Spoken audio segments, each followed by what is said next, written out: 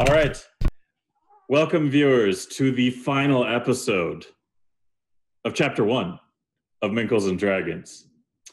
We are going to be rounding out Chapter 1's narrative here, kind of exploring a final encounter with what has been causing all the problems in the city thus far.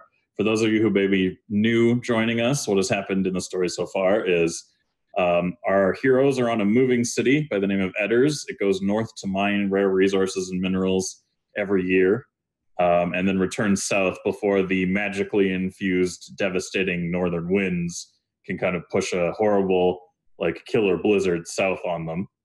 So, but unfortunately, for some reason, the city isn't able to move. And they found out that the reason the city isn't able to move is that there's something underneath the city that has been basically infecting it and manipulating and warping like masonry and rocks and shit to create like an army of fighty rock people. So our heroes went and recovered everybody that they could from the city in order to form a defense against these things. And then in the last episode, just when they were about to basically get turned into paste, they found out that through the magic of song, these rock creatures, or rather just music in general, these rock creatures lose their stability and become basically hard to control. So they all fell apart. So now we're literally just following that. And so with that, I believe if everyone is ready, we can start our adventure. With our last episode seeing the remaining populace of Eders nearly wiped clean from the city at the gnarled and misshapen hands of an army of rock monsters, an intervening miracle in the form of a song revealed itself to be the one weapon with any lasting of significant effect upon the enemy. Now we find our party outside the front entrance to the central spire, surrounded by shattered masonry and joined by a small horde of bruised, battered, and all-around pissed-off residents.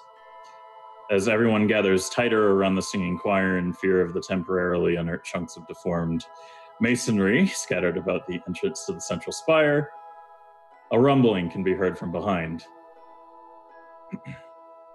The door to the central spire slides open to reveal a bruised and battered pair of gray-robed figures.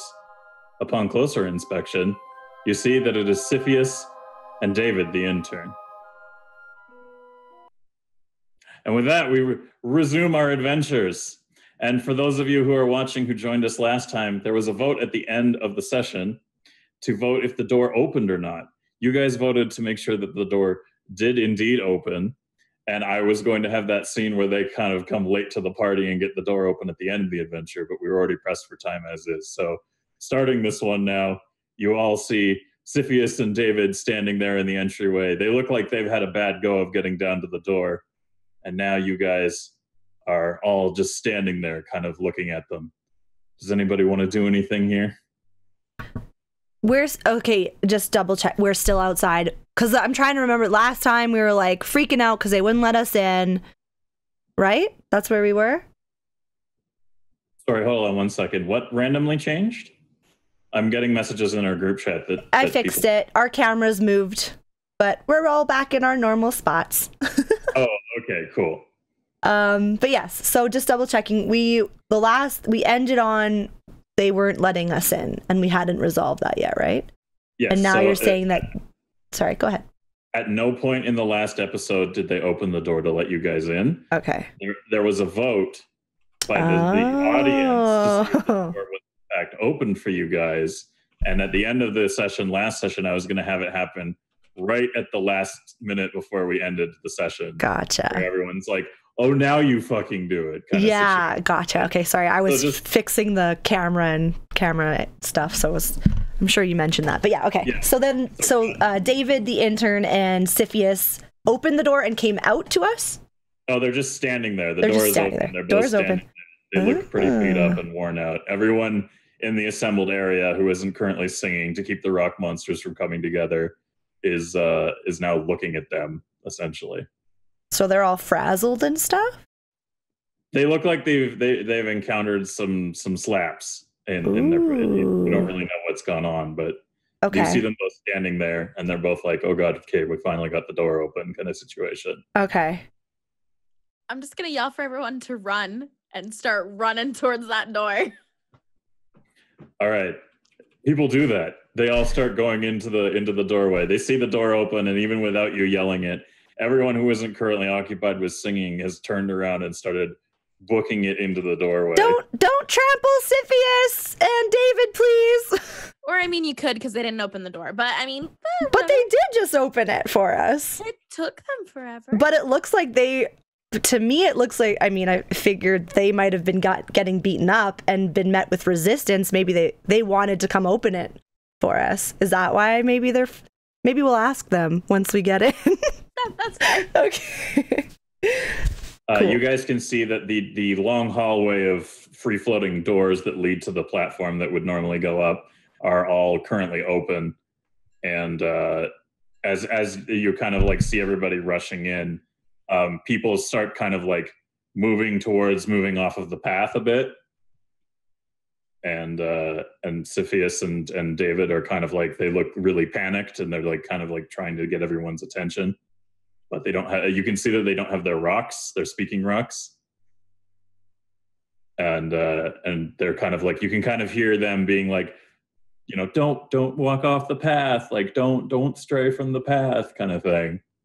I'll run and give them one of my rocks so they can actually properly communicate. Who are you going to give your rock to? I'll give it to Siphius. Okay. Siphius like graciously grabs the rock out of your hand and he puts it to his neck and he goes, pardon me, I know you're all panicking. Yes, this is very scary. Please do not walk off the path, you will die.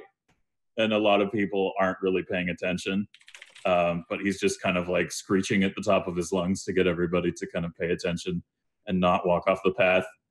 And just as one of these, the people who are part of the group that was essentially like a choir group goes to set foot off of the path, he's intercepted just at the last minute by Codcar, the big Minotaur kind of blacksmith that we encountered in the second episode, and he grabs the guy by the back of his neck before he walks off the path, and he throws him into the pathway.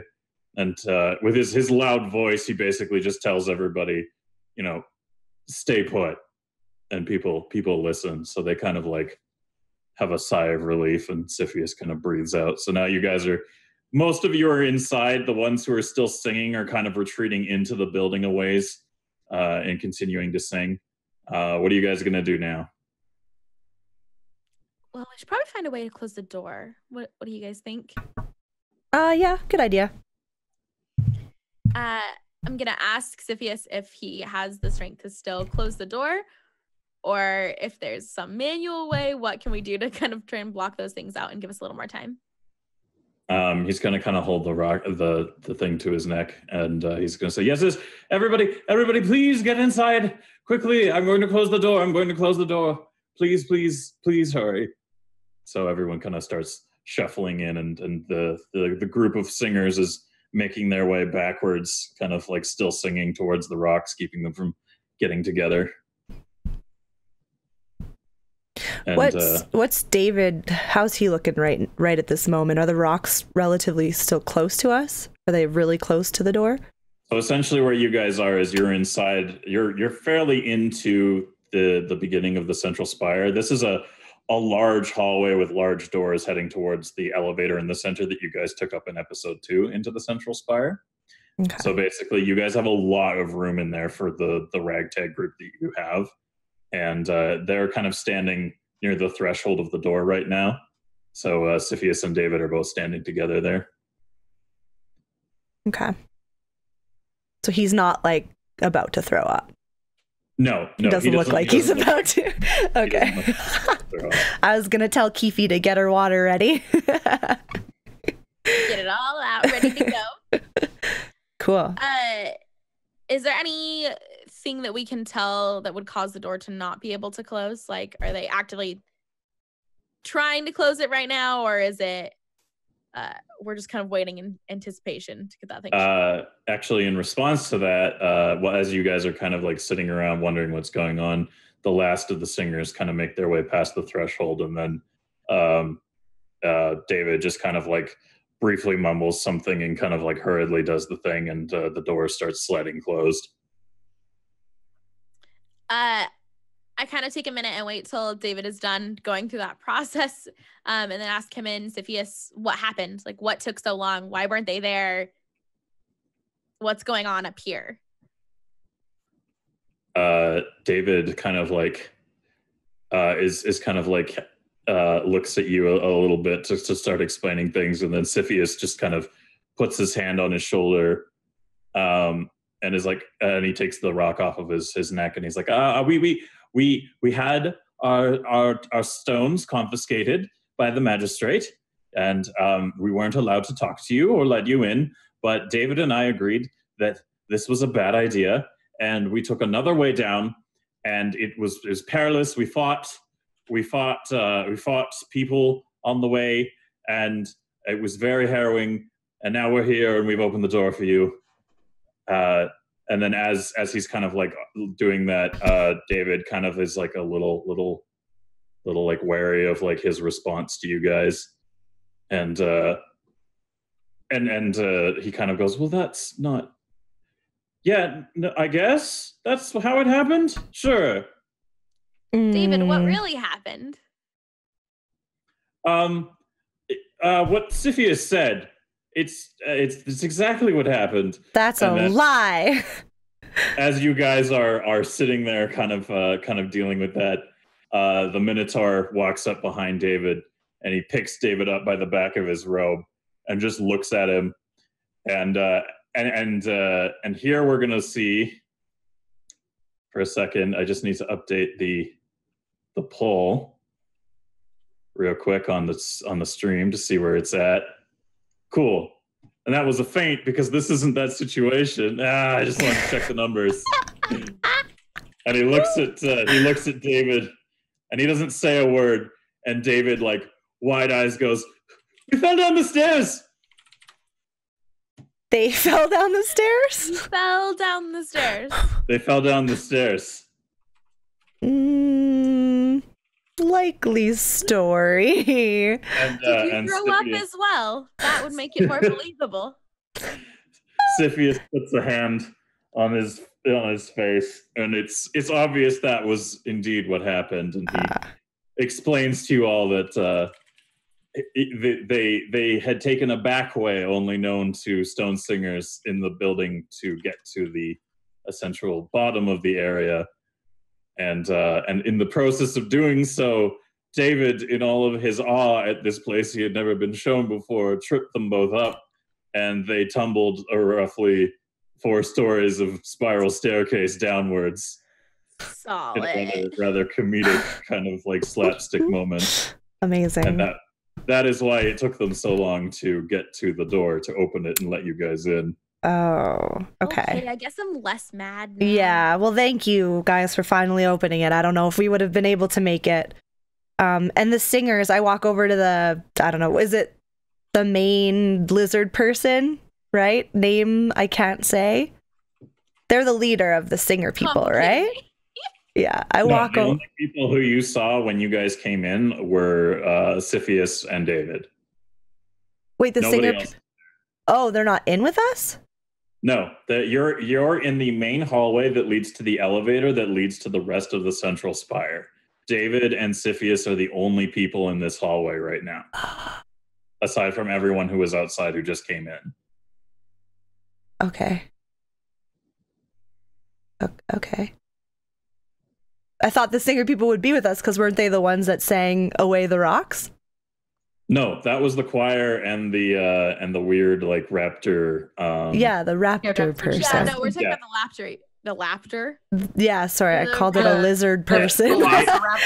They aren't stone singers. They just literally sang like holy. Yeah, that's holy what I said. The singers. I was going to thank them for. Oh, I thought you meant the stone for literally quite literally saving us there. Like they're the heroes right now. So I just wanted to go over and thank them for what they had done and being on top of that. So the door kind of closes behind the last of you guys, and you can feel it kind of sealing shut. And the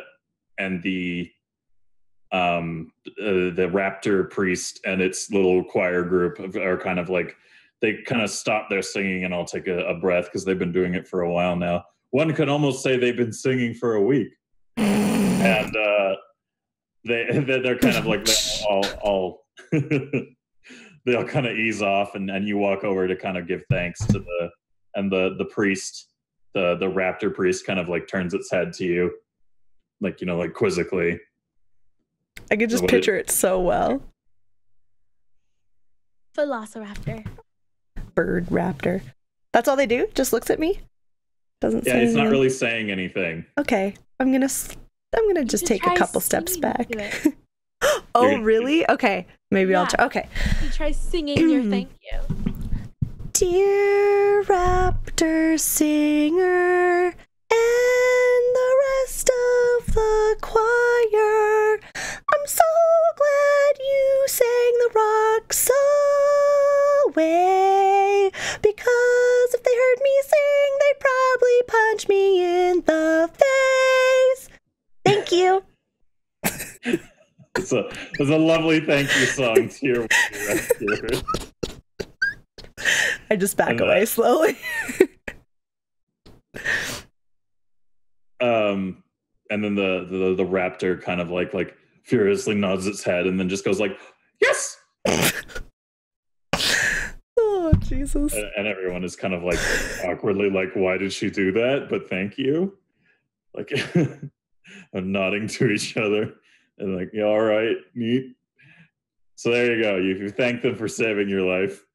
Thought it was appropriate. Yes! I kind of walk up to Siphius and David and ask why they didn't want to let us in. Like, why did they confiscate their stones? What was their reason? Siphius kind of looks at you and he goes, well, the magistrate, he didn't want anyone getting into the spire and potentially letting the monsters in. He figured if you guys were going to form any good defense whatsoever, it would be better that you did it outside where the defenses of our inner building weren't compromised, more or less. However, it seems that my insistences that they could simply go through rock as if it was like a thick gelatin didn't faze him much. But we thought, David and I, we thought, this is a bad idea. They're going to die, and then we're going to die. We need to work together. So we figured we'd come down here and let you in. And that's when I've tripped over David, and we fell. But we're here now. Oh, it would have been a waste. Oh, sorry. Go ahead. No, you go. I was going to say, it would have been a waste of all that time trying to gather people outside and get a huge army if you guys wouldn't let us in. So glad we're here. Thanks. Thanks for opening the door. And I'm glad you didn't get hurt falling down the stairs. That too. Yeah. Yeah, I guess. You guys did open the door. You fell. I should have expected it. At this point. So as that essentially happens, everyone kind of starts gathering together to start heading further into the hallway, and Siphius quickly kind of like puts the borrowed stone to his neck and goes, yes, please make sure you don't stray off the path. If you look to your left some ways down the road, you'll see a burnt and charred skeleton there. That's a good example as to why you shouldn't be straying off the path. Yes, we'll all get to the elevator, and hopefully we can all get up there without any issue. So the whole group kind of starts migrating through the hallways towards the center area where that surface that goes up into the ceiling is. Is there anything you guys want to do or say before you reach that area? I'm good. I'm good railing on them for falling down the stairs. They've had enough teasing. I'm just salty they didn't let us in, but they get it eventually, so we're good. So as you guys are kind of doing that, you also notice that Prue, who had been there during the fight the whole time, you just didn't see her. She's totally there, guys. She comes up jogging beside you guys and kind of joins the line. And that was a wicked fight, guys. Well done, everyone. Yeah. Hey, Prue, how's it going? Do you still have that? Do you still have some wine? Some leftover wine? You know what? I might actually let me check while we're head. I'll just check. Yeah, while we're going up, like, can you? Yeah, I would just love to have a little swiggity smoothie. Yeah, no, I definitely do. Oh, perfect. Thank you so much. Thank you. Anybody else? I'll have some. Oh, Keefe, it's so good. Here you go. Wait. Oh, wait. Sorry. Yes. Okay. Are you gonna share with Laszlo? I would not like to partake in this. All right. No, you don't want any of my purse wine? No, I'm just trying to catch my breath. It's been aging quite well, I gotta say. It's better than 2 weeks ago when you were here. Thank you. The inside of my purse does that to alcohol. Yeah. Oh, yeah. Are you gonna give any to your gnome feet? Of course. I need a little wine. Just bathe them in wine. Yeah, I'm just gonna pour a little bit out. I'm gonna pour one out for him. It's so cute. You dump a little bit. Imagine these little Keefies just with their mouths wide open like little baby birds. Like, where's the wine? Keefe, how much for one of those? Can I just have one? I mean, do you think it would hurt to just cut one off? You get the sense that if you cut one off, it would be cutting off your foot. Oh, then I'll probably keep them. Okay, that's fair. I just had to ask. They're just too darn cute, you know? All right, fair enough. So as you guys are sharing some purse wine and walking your way towards the elevator kind of starts descending ascending without anybody on it. And they kind of like, everyone's like, what the hell? And you can essentially hear someone come over, like they sound like they're reverberating through the whole room. And it's the Magister Frederick. You can hear his voice. You can hear Magistrate Frederick Sallow kind of come over the thing, and he goes, "Nobody is getting inside until whatever is underneath this city is dead. Do you all understand that?" Just to clarify, can we still go the back way, or was that the back way? There is a windy staircase that you could take somewhere else, potentially, to get up. Do we have an indicator that David and Cepheus know where to go if we go that direction?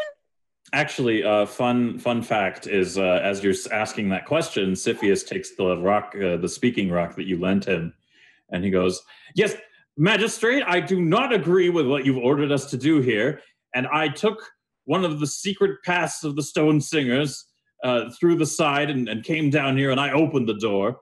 So everybody is here now, and you're just going to have to deal with that." And then there's like a bit of a pause, and then the Magistrate basically he takes a minute, and you don't hear anything for a second, and then you hear him come back on. He goes, "Okay. I've had our High Singer Delanom seal those doorways. So now, everybody go back out there and do your jobs." Why'd you tell him, Cepheus? Yeah, I don't know about that one. I mean, something that was badass, but... Magistrate. Okay, what is that? I clearly have no more sway. But what we can all do is allow those monsters to march right up into your office. If you do not start acting like a proper authority in this city, money and power mean nothing without us, without the people of this city. And we will allow them to destroy you if you do not act right. Snaps for Laszlo. Snaps for Laszlo.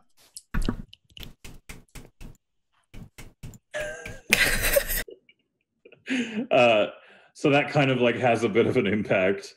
There's a moment of like paused consideration, and you guys are kind of left to wait for a decent amount of time. Nobody seems to be responding, and nobody's doing anything. But before you guys can kind of start doing anything and get impatient about it, the elevator starts coming back down. And as you see this central rising platform descend, you can see that Magistrate Frederick Sallow, High Singer Delanom, and roughly 20 Royal Guard or City Guard are kind of like on the platform with him, and they all kind of come down. And Sallow is kind of walks forward on the platform and holds the rock up to his throat. And he says, I am not going to let anyone into the Central Spire for any reason other than the knowledge that this problem has been solved. And before you guys can do anything, Codcar Anvilbreaker, the large Minotaur Smith, starts striding towards Magistrate Frederick Sallow. And everyone kind of, there's a tense moment here. He walks up to start addressing them, and all the guards start kind of pointing their weapons towards him. They've all got halberds, and they all kind of like start walking towards to kind of form a wall for the magistrate. But his strides are very quick. And now this is where we get to resolve what you all voted on for the vote. So the vote that we just had for the first vote of the night was an overwhelming 70% for yes. So you guys are going to see how yes plays out now. So I'm so curious. As the Minotaur makes his way towards the magistrate, he kind of goes into a bit of a run, and the guards try to move to kind of get in the way, but the distance has already been closed. And as you watch Codcar Anvilbreaker, the angry, stubborn Minotaur Smith, who stands well over 7 feet tall, headbutts the magistrate right in the face. Oh, that's okay. Yeah, you go, bull man.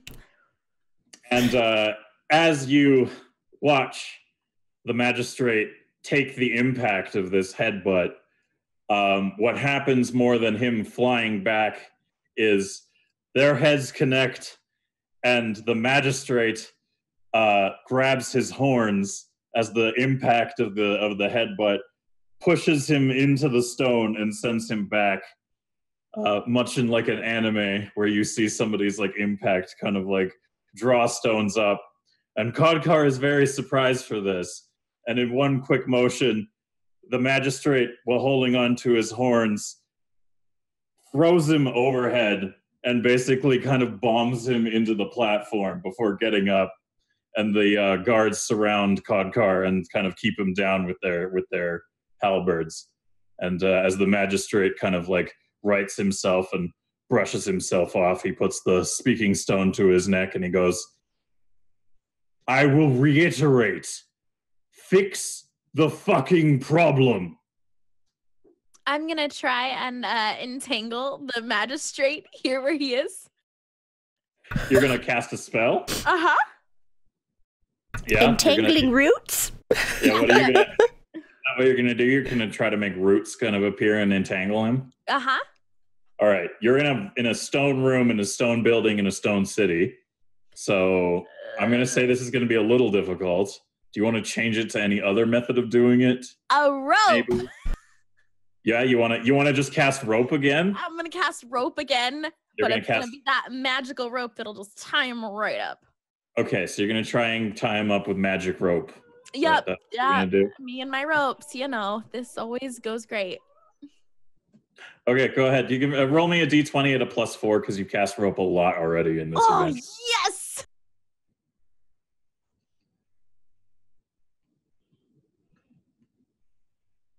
Oh, nice. Do I rope him?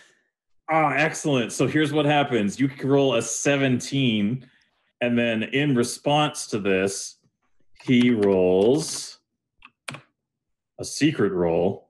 Oh. So on a roll of 17, your spell goes off. You envelop him in this enchanted rope. It wraps around the upper part of his body, and he kind of like is held fast with his hands up to his face because he's still holding it there. He's a little surprised that this tiny gnome just encircled him with magic rope.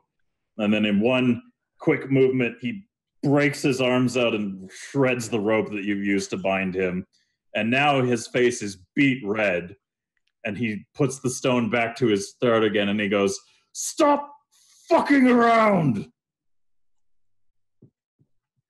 Magistrate, are you capable of stopping this threat by yourself, with your guard?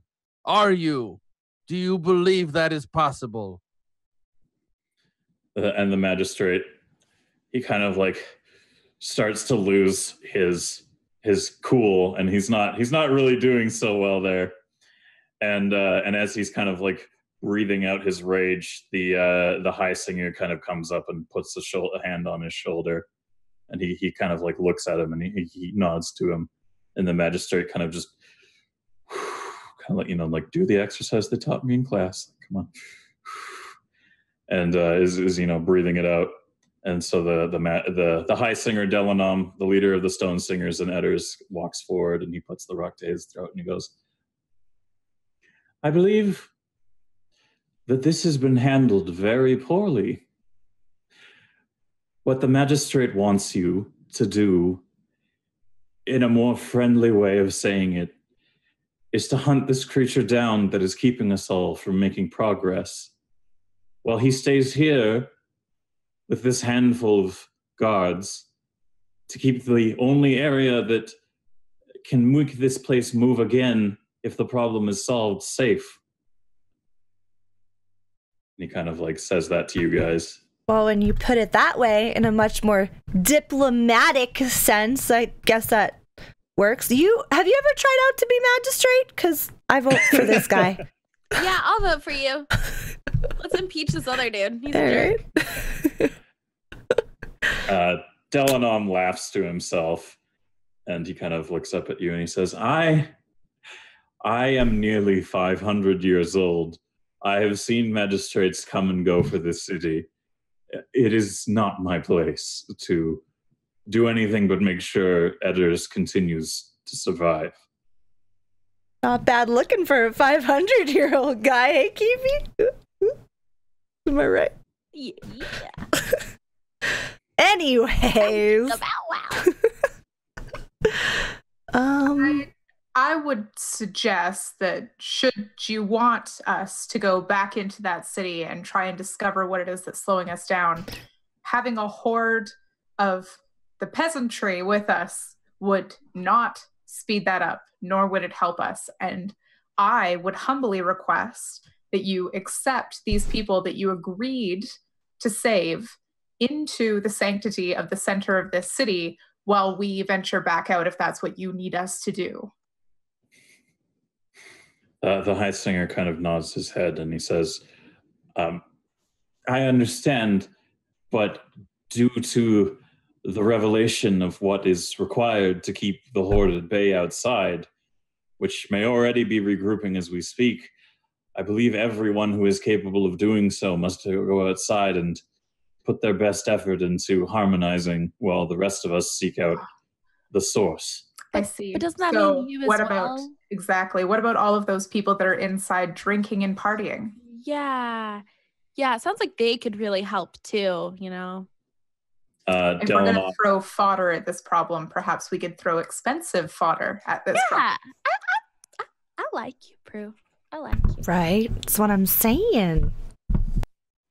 Delanom kind of chuckles, and he nods to you guys, and he goes,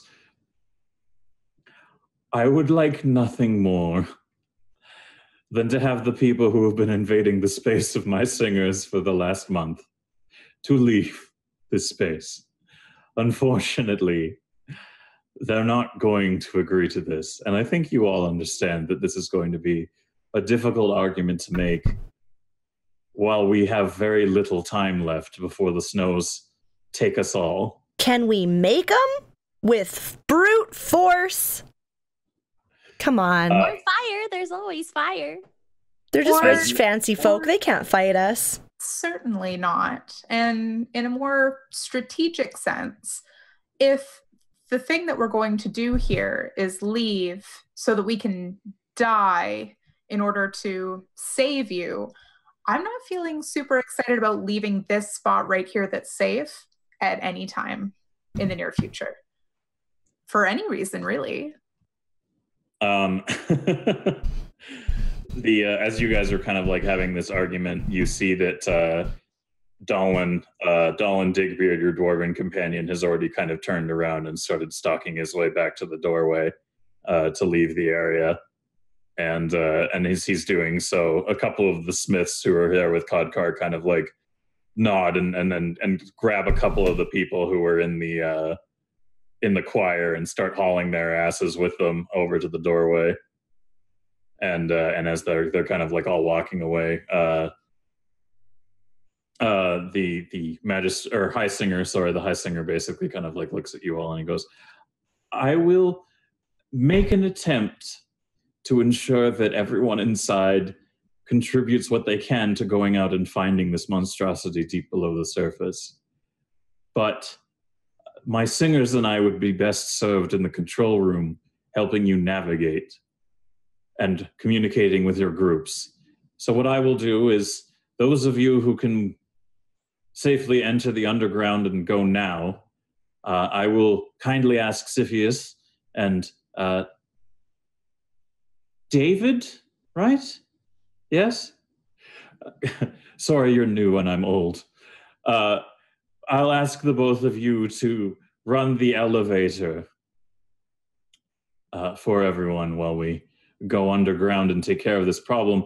Those of you who are here, I vote we should separate into search parties. Somebody with musical talent, somebody with the ability to fight, and somebody to more or less communicate and navigate would be helpful in every group. However, to you three and the rest of your merry band who seem to be following you through these excursions, I don't see one of your party who I've been informed of, but the wild-haired woman there with the stick, she seems capable of following you.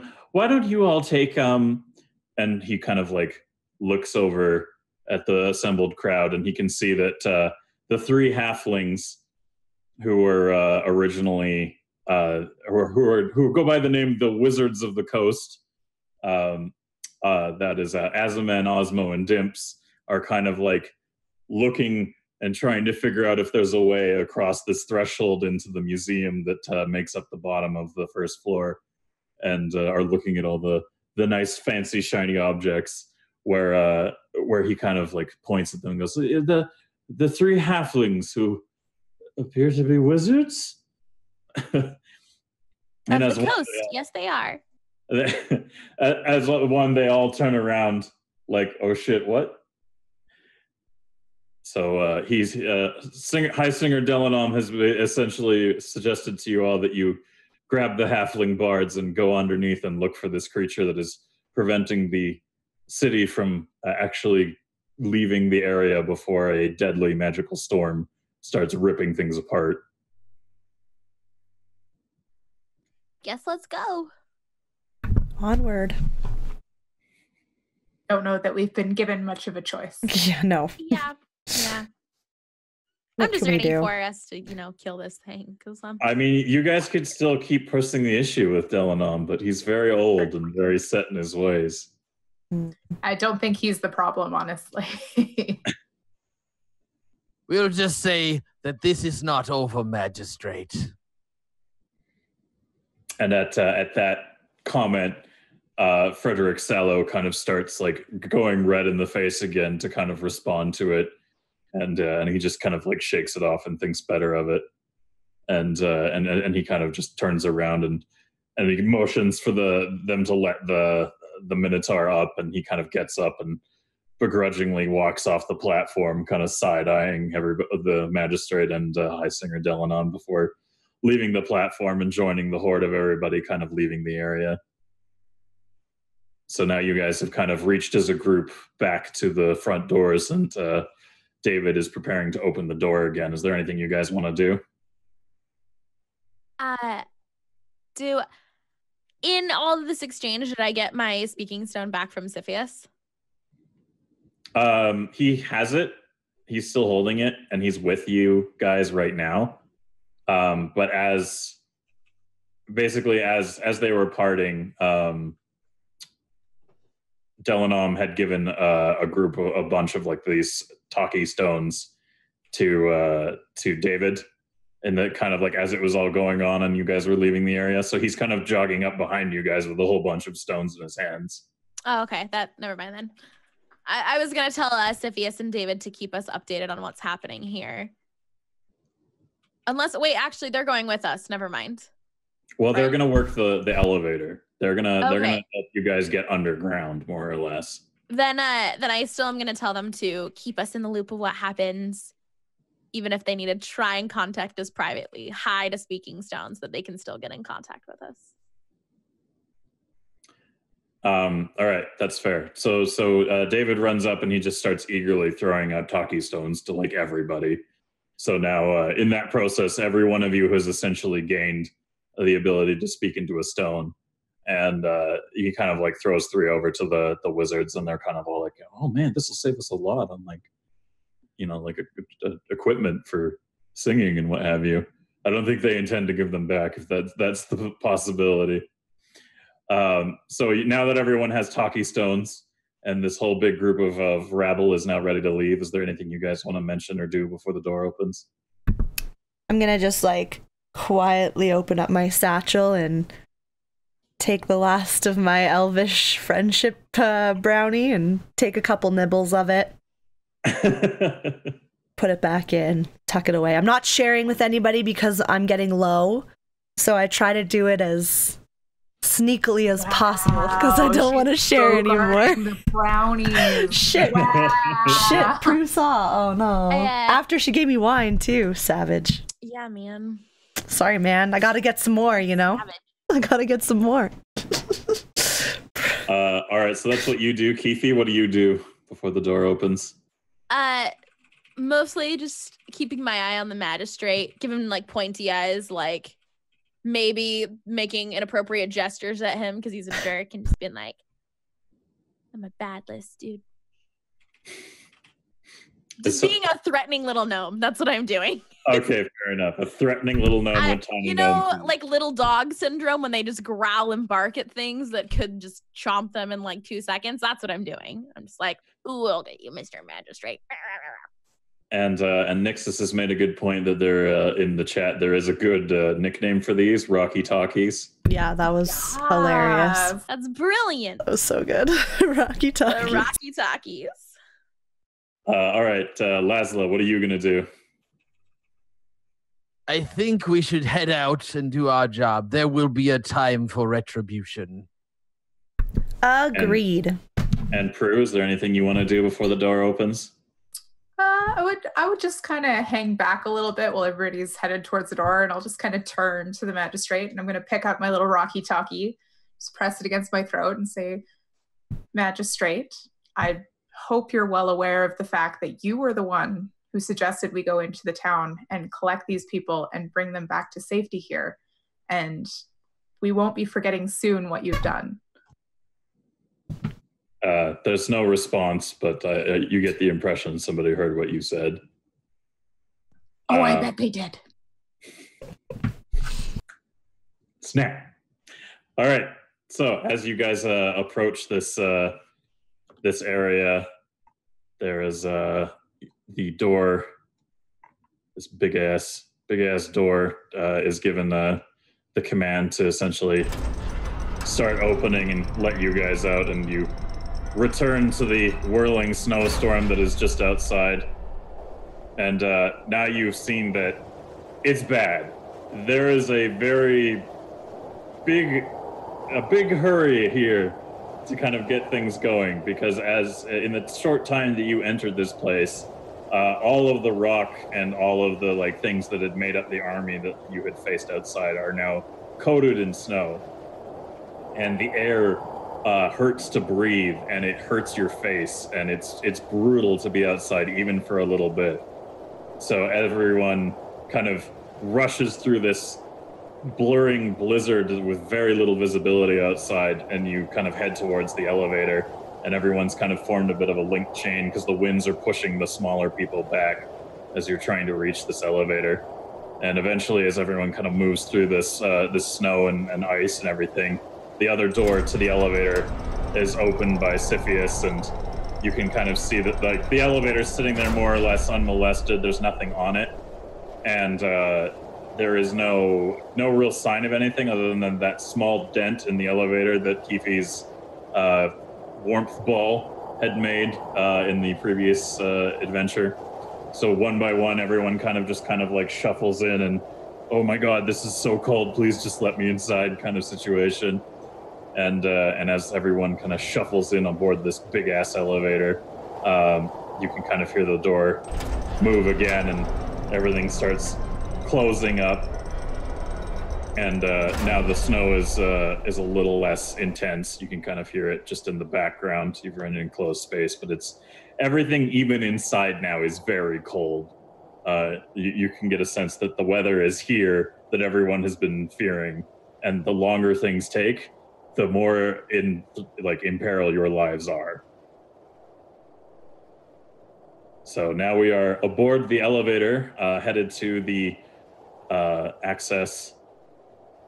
And what I'm going to do is, just for convenience sake, if everyone can look at the map, you go from the central spire boop, to central access. That was a quick trip.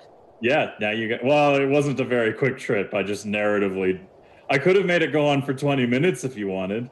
No, we're good. It was a very quick trip. Rip at your flesh as the horrific coldness tears at your very body. But no, we're here. We're here now. We're on the elevator. Everyone's cold. They don't want to go back out there again anytime soon. It was a really short trip, but in that short time, you feel like if you had stayed out there all that much longer, somebody could have started dying from like hypothermia real fucking quick. So now this freezing, horrific nightmare of a snowstorm outside is raging. You guys are on the elevator. Anything you want to do now that you're on the elevator? Let's start with Kip. Can I light my torch in hopes that it gives off a little bit of warmth?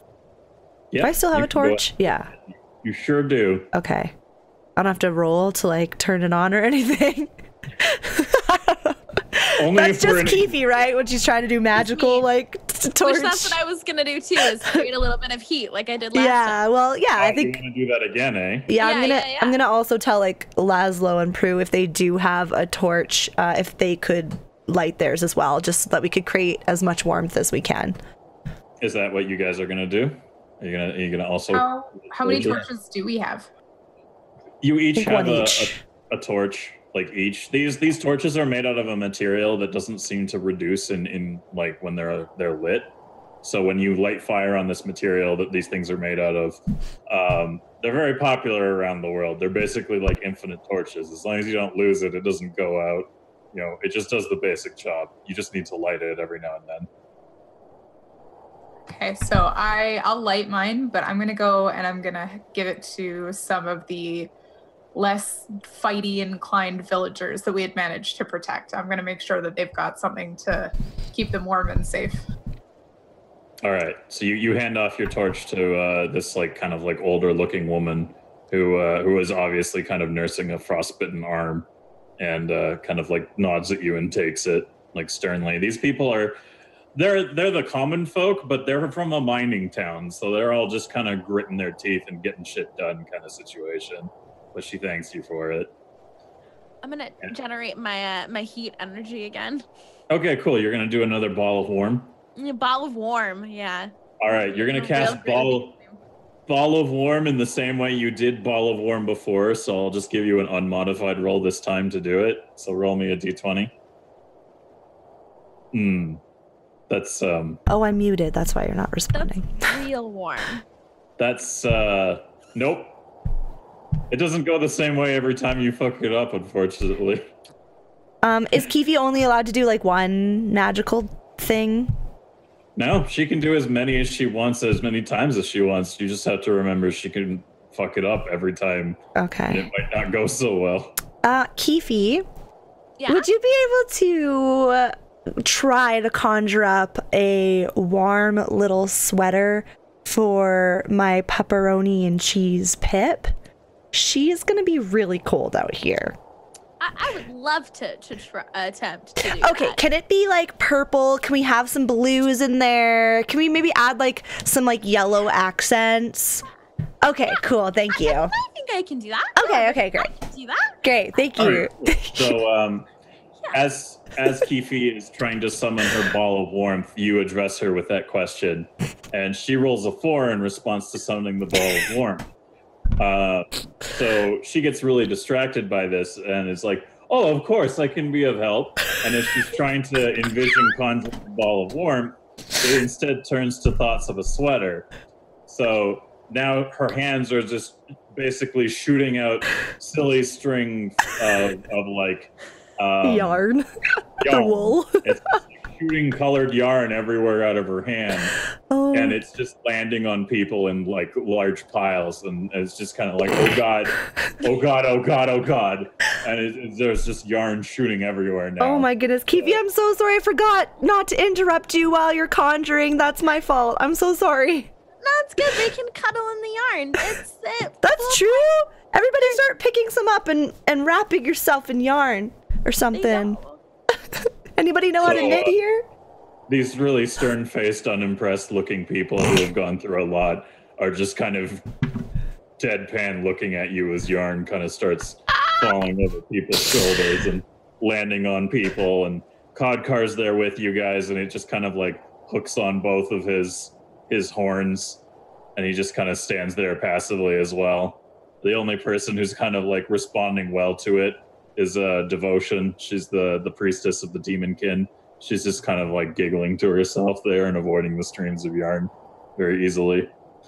So now that the whole place is covered in mismatched multicolored yarn that hasn't formed any solid object and nobody's technically all that warm, what are you guys going to do now?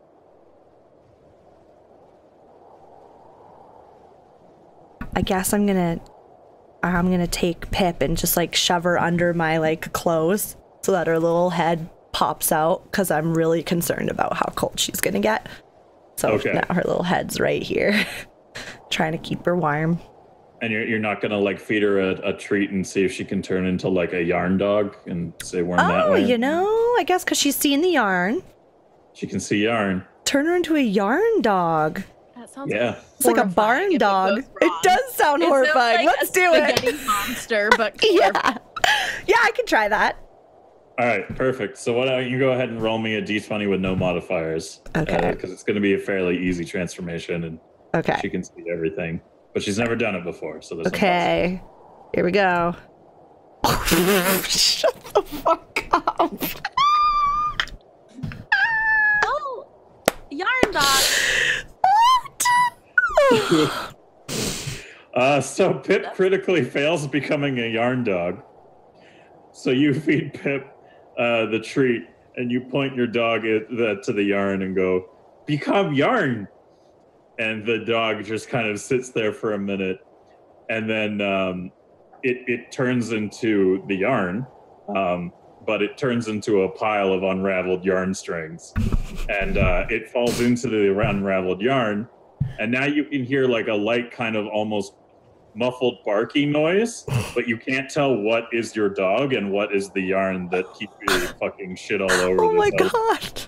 So is now she gonna be okay? Trust your dog in a pile of yarn. I start like frantically like yarn everywhere, throwing it around, trying to Pip! Oh my God, why did I try to do that? You weren't ready for that.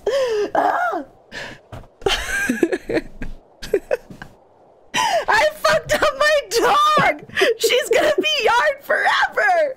Oh my God, somebody fix this. Keefe, please help. Somebody help me. I just crumble into a pile on the yarn, sobbing uncontrollably. Is the yarn that she has become sentient? You can see some of it kind of moving and a muffled. The sound of like barking, as if like something made out of a plushie was barking. I'm gonna try and conjure the tastiest dog treat to try and get some of that yarn to move closer to us. Yeah, okay, go ahead. Conjure your tasty yarn dog. is dog. It's a non-combat, fairly easy thing. I'll give you an unmodified d20. Go ahead, roll it. Let's see what happens. Oh God, she's gonna be gone forever. Why did I do this? You conjure what seems to be a tasty dog treat because dogs love bones. But unfortunately, you ballistically launch this bone in the process of conjuring it. And Dara, can you go ahead and roll me a d20 unmodified, please? What for? Oh God. Just please roll me a d20. Okay, thank goodness. Oh, that's a good roll. I mean, So it's a 12. That's not good. It's not good, but You go to conjure this dog bone to summon Pip's yarn form to move towards you, and you kind of slip as you're casting it, and you launch it at Kip's head, but just as Kip notices at the last minute and kind of like jerks back as it goes sailing past her head, and then you can see the yarn kind of shifting and moving after it. So like this string of mismatched yarn is kind of like woof, and like moving after the ballistic bone. oh God, what do I do?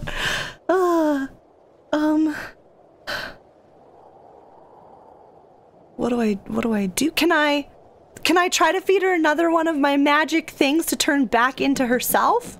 While we're doing this little bit of comedy here, Laszlo, is there anything you wanted to do while you're on the elevator? I have no comment. I'm just watching.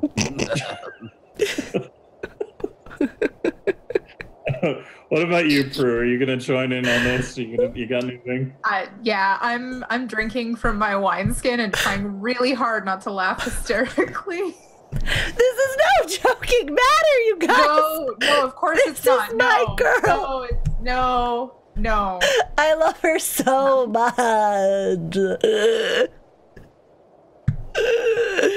We need to get her back before we leave. I'm not going anywhere. Somebody. I'm now drinking and failing to laugh a little. Okay. Okay. All right. As you guys are doing all of this shenaniganry, Sirius is just kind of staring dumbfounded at this bullshit, and he just kind of like touches the wall, and the elevator starts going down into the underground. And you guys kind of like feel the elevator kind of descending as you're sorting out all these issues. And you can kind of feel it shifting and going further down. And as you go further down, the snowstorm starts to get a little quieter.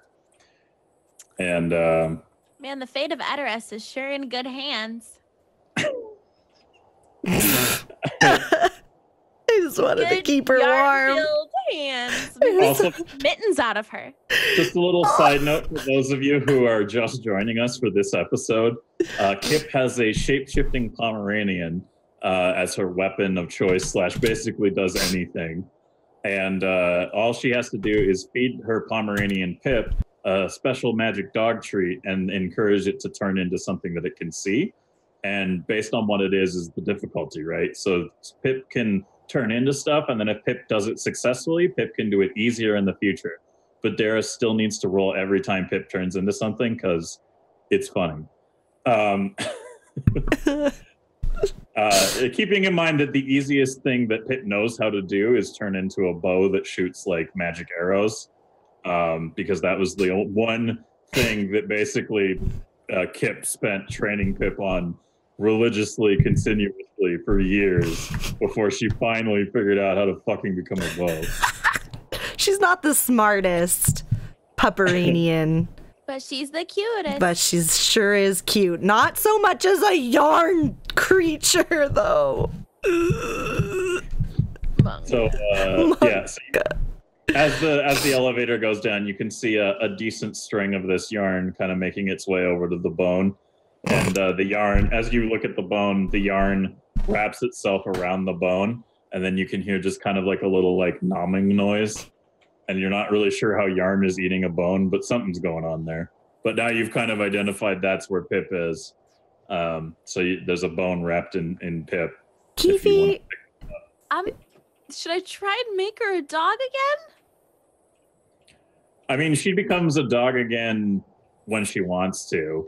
Oh. Well, maybe you should just wear her as a slightly but not really fashionable necklace for a little bit. It's not a bad idea because she'll also keep me warm and I'll in turn keep her warm because she's on my skin. Yeah, I'll do that. Okay. As long as she turns back. What if she just likes to be maybe she likes being a yarn dog? Then maybe we can knit her into a sweater and you can wear her. It'll be okay. Okay. I walk over to her and just pick her up gently. And I'm weirded out. I'm so weirded out. It feels wrong to laugh, but I can't help myself. Laszlo, it's not funny, you guys. It's moving. She's moving on me. Ooh. Okay. Oh. Kind of tickles. Oh. Pip, what are you doing? Stop. Oh my god. Okay. Oh, it's weird. It's gonna take a while to get used to. Does she look okay on me, guys? Yeah, she's your color. She looks amazing. At least the colors were conjured the right ones. Purple, some yellows in there. I can always do good with colors. Okay, I think I'm ready. Good, because I think we're going to have to fight some really large rock monsters. Maybe.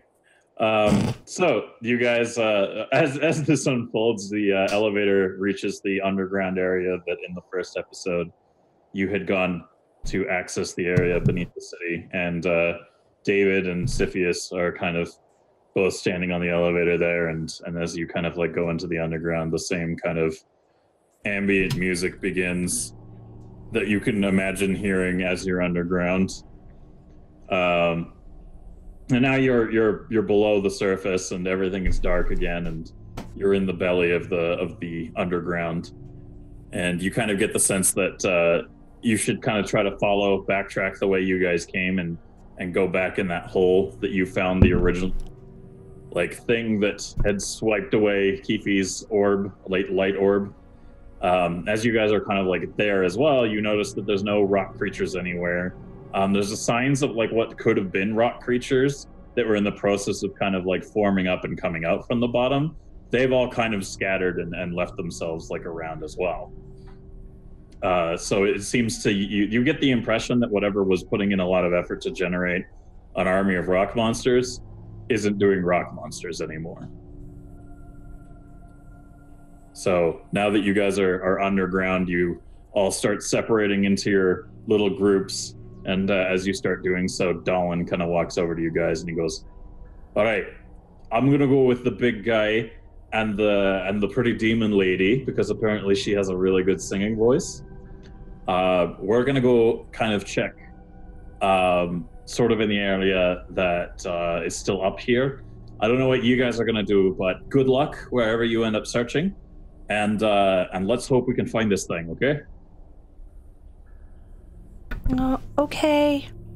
Good luck. Yeah, we got it. Totally. Great hands. We're gonna solve this. Everything's fine. Eders is gonna be fine. Eders. Yep. I know the name of where I live. Yep. It's gonna be great, guys. This is fine. I'm fine. Alright, so Dolan kind of he's worried about you guys, but he nods, and everyone kind of starts separating into their groups to leave, and you guys are still kind of puttering about on the elevator, and Siphius kind of looks over at you all and is like, good luck, everyone. I hope you'll do okay down there. Siphius, are you coming? You're not coming with us? And Siphius kind of shakes his head and goes, "No, it seems that enough of our control has been returned to at least remotely operate things down here from the control center.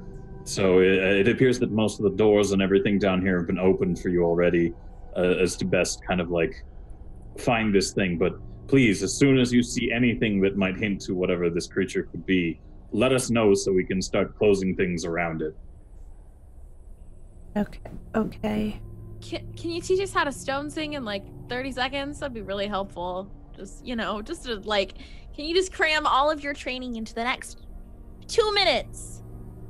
Give us some tips, maybe? Yeah, if you had one tip before you leave, what would it be? Siphius kind of like sighs to himself, and he goes, It's a long and complicated process to learn how to correctly speak to the stones, essentially, to get them to do things that you need them to do. However, I think I can give you one phrase and a gesture to...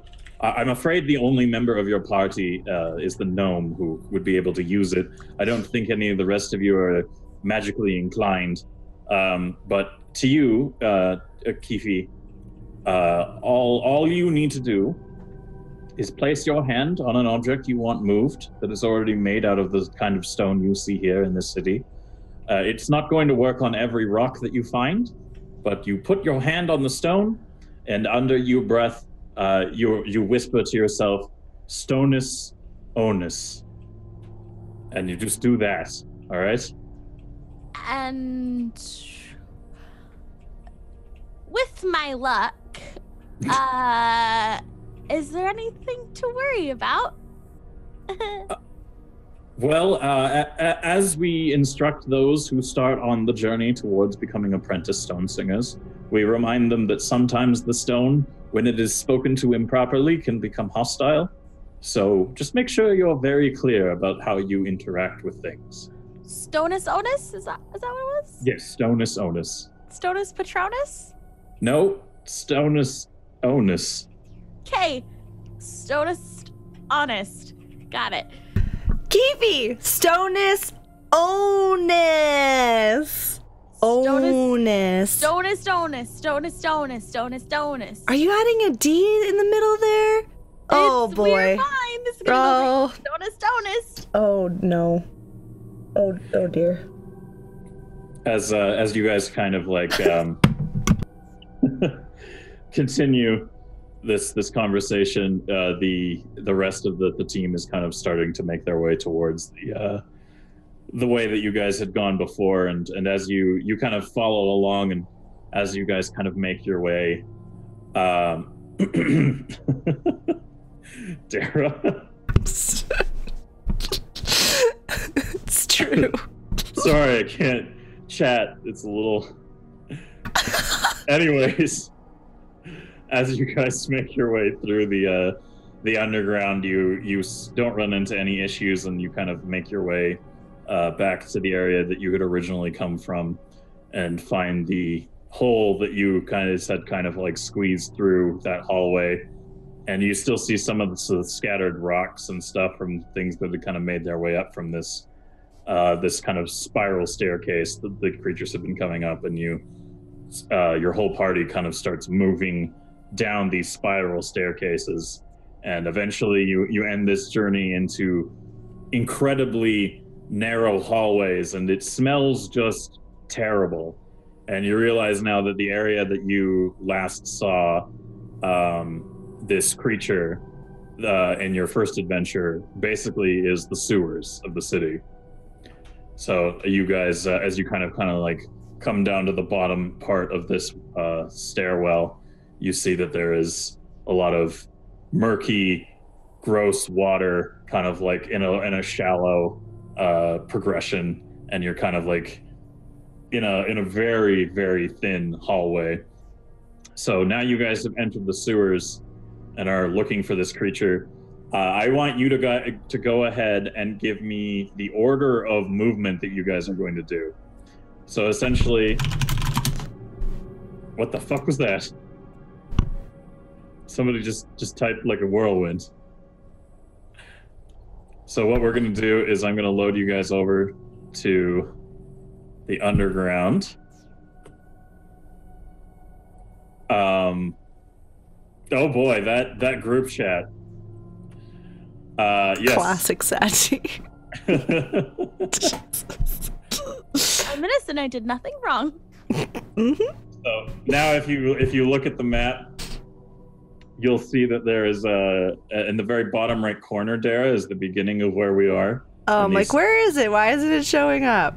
So if you could go ahead and bring that into view. I don't see anything. Oh, okay, one sec. All I see is like a crossy thingy. Yeah, is that all it is? Just this like...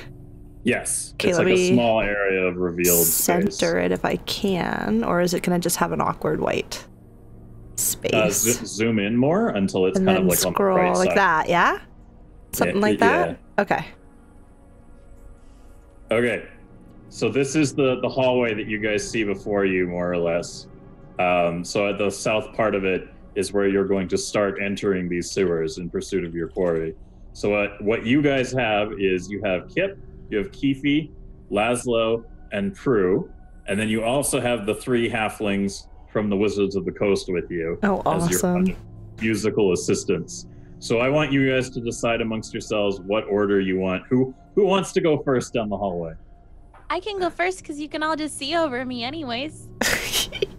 Does anyone have a argue that point? No, I think that's a great idea. Yep. Yep. All right. Magic Gnome goes first. All right, cool. So we'll put the Magic Gnome there, first order. Mostly just because, not as Keefe. Whenever I go to a haunted house, everyone puts the short person in front. Yes, true. This is true. Big facts. Yeah, man. All right. And so now who wants to go next in this order? Does anyone want to at any point you can nominate that the Wizards of the Coast should go in? I feel like Wizards of the Coast at the back, and I'll follow Keefe. So is everyone okay with Prue going in next? Yeah. Okay. So Prue will take next in the order. And then the Wizards? You said Prue? You want them in the middle, or you want them at the Oh, back? no, you said them in the back. Okay, yeah. Okay. I'm fine with going in after Prue. Okay. And then and Laszlo, you're cool with going next, and then the Wizards? Yes, that sounds fine. All right. So then we have the little Wizards of the Coast there, who portraits are kindly provided by MWB for these tokens as well. They're beautiful. Yes. And as you guys kind of like form up and get ready to enter the sewers, you can get the sense of like imposing doom, and you all take a deep breath, and it smells horrible. And you get ready to start moving your way into the sewers. So you guys can see before you, you are in the sewers. You have come through a narrow passageway into a slightly larger area ahead of you, kind of like, like your ingress into this area. And you see before you, there is a route to the right that looks like it kind of leads to a whole different area. You're not really too interested in that, but on the left and above you are different ways of progressing into the sewers. Is there any specific direction or anything you guys want to do here before you start progressing into the sewers?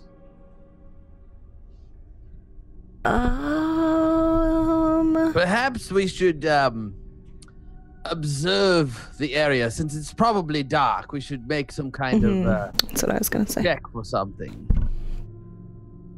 Is it dark? Can we see? Make the light again, Prue, did you get your torch back from that lady? No, I specifically gave it to her. Okay, cool. So you're one torch down.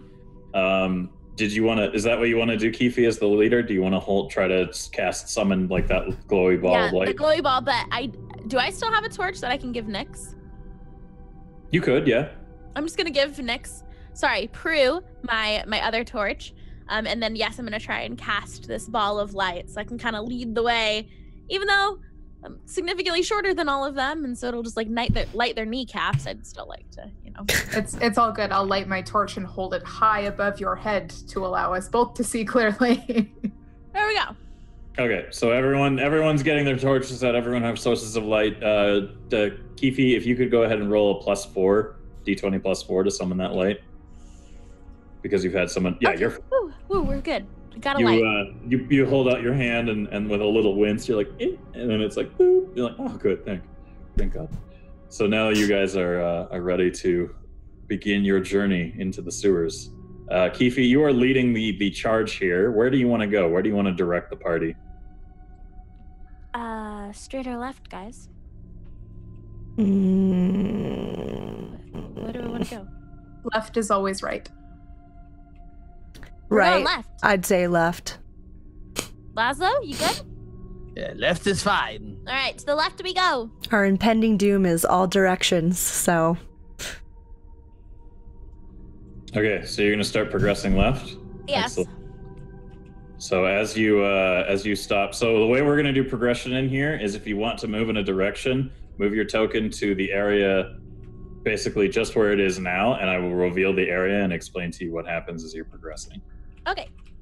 So as you guys kind of come to there, you see another long kind of hallway, and I can hear somebody typing quite a bit.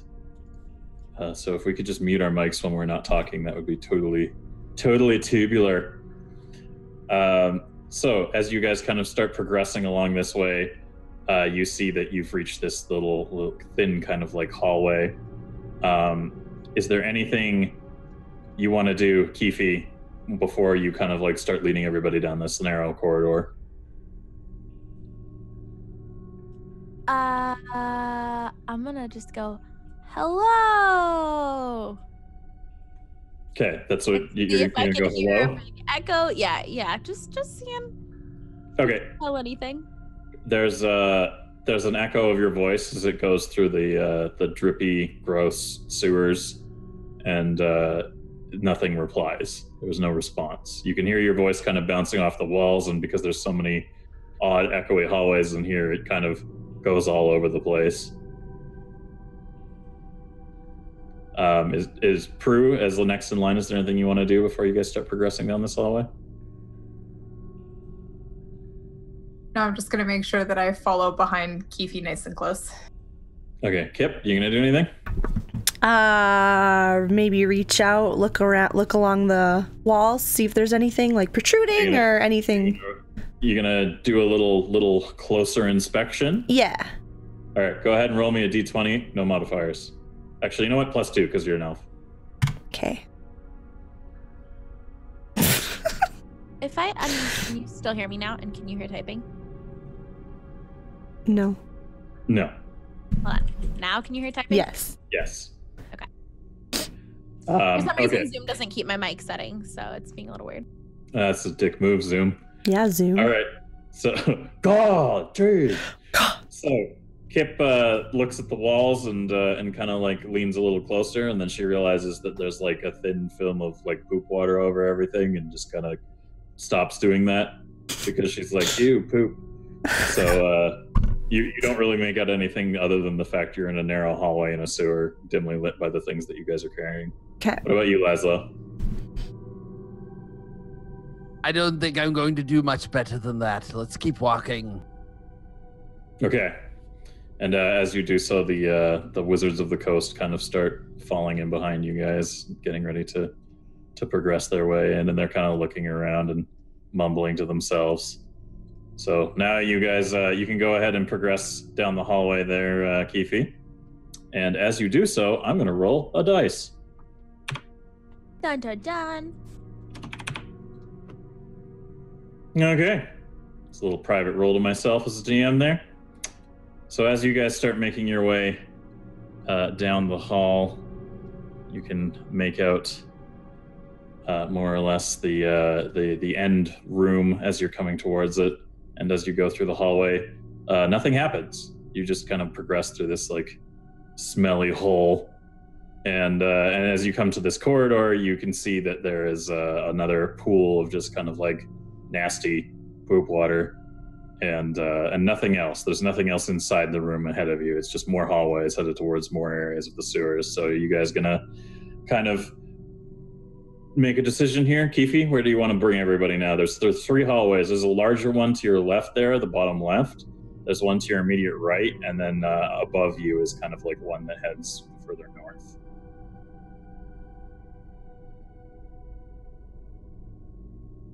You're muted, love.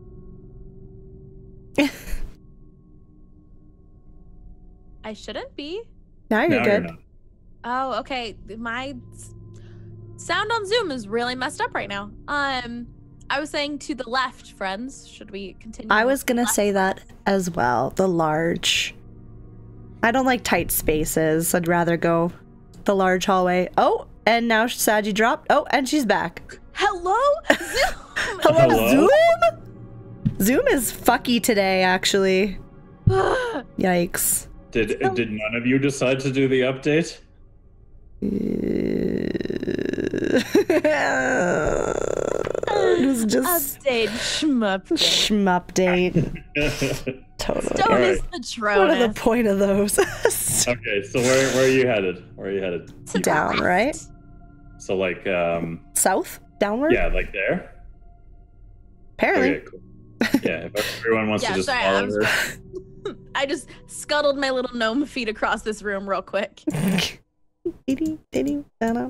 Whoa. No, I don't want to edit my token. There. What the fuck was that? That was your dog.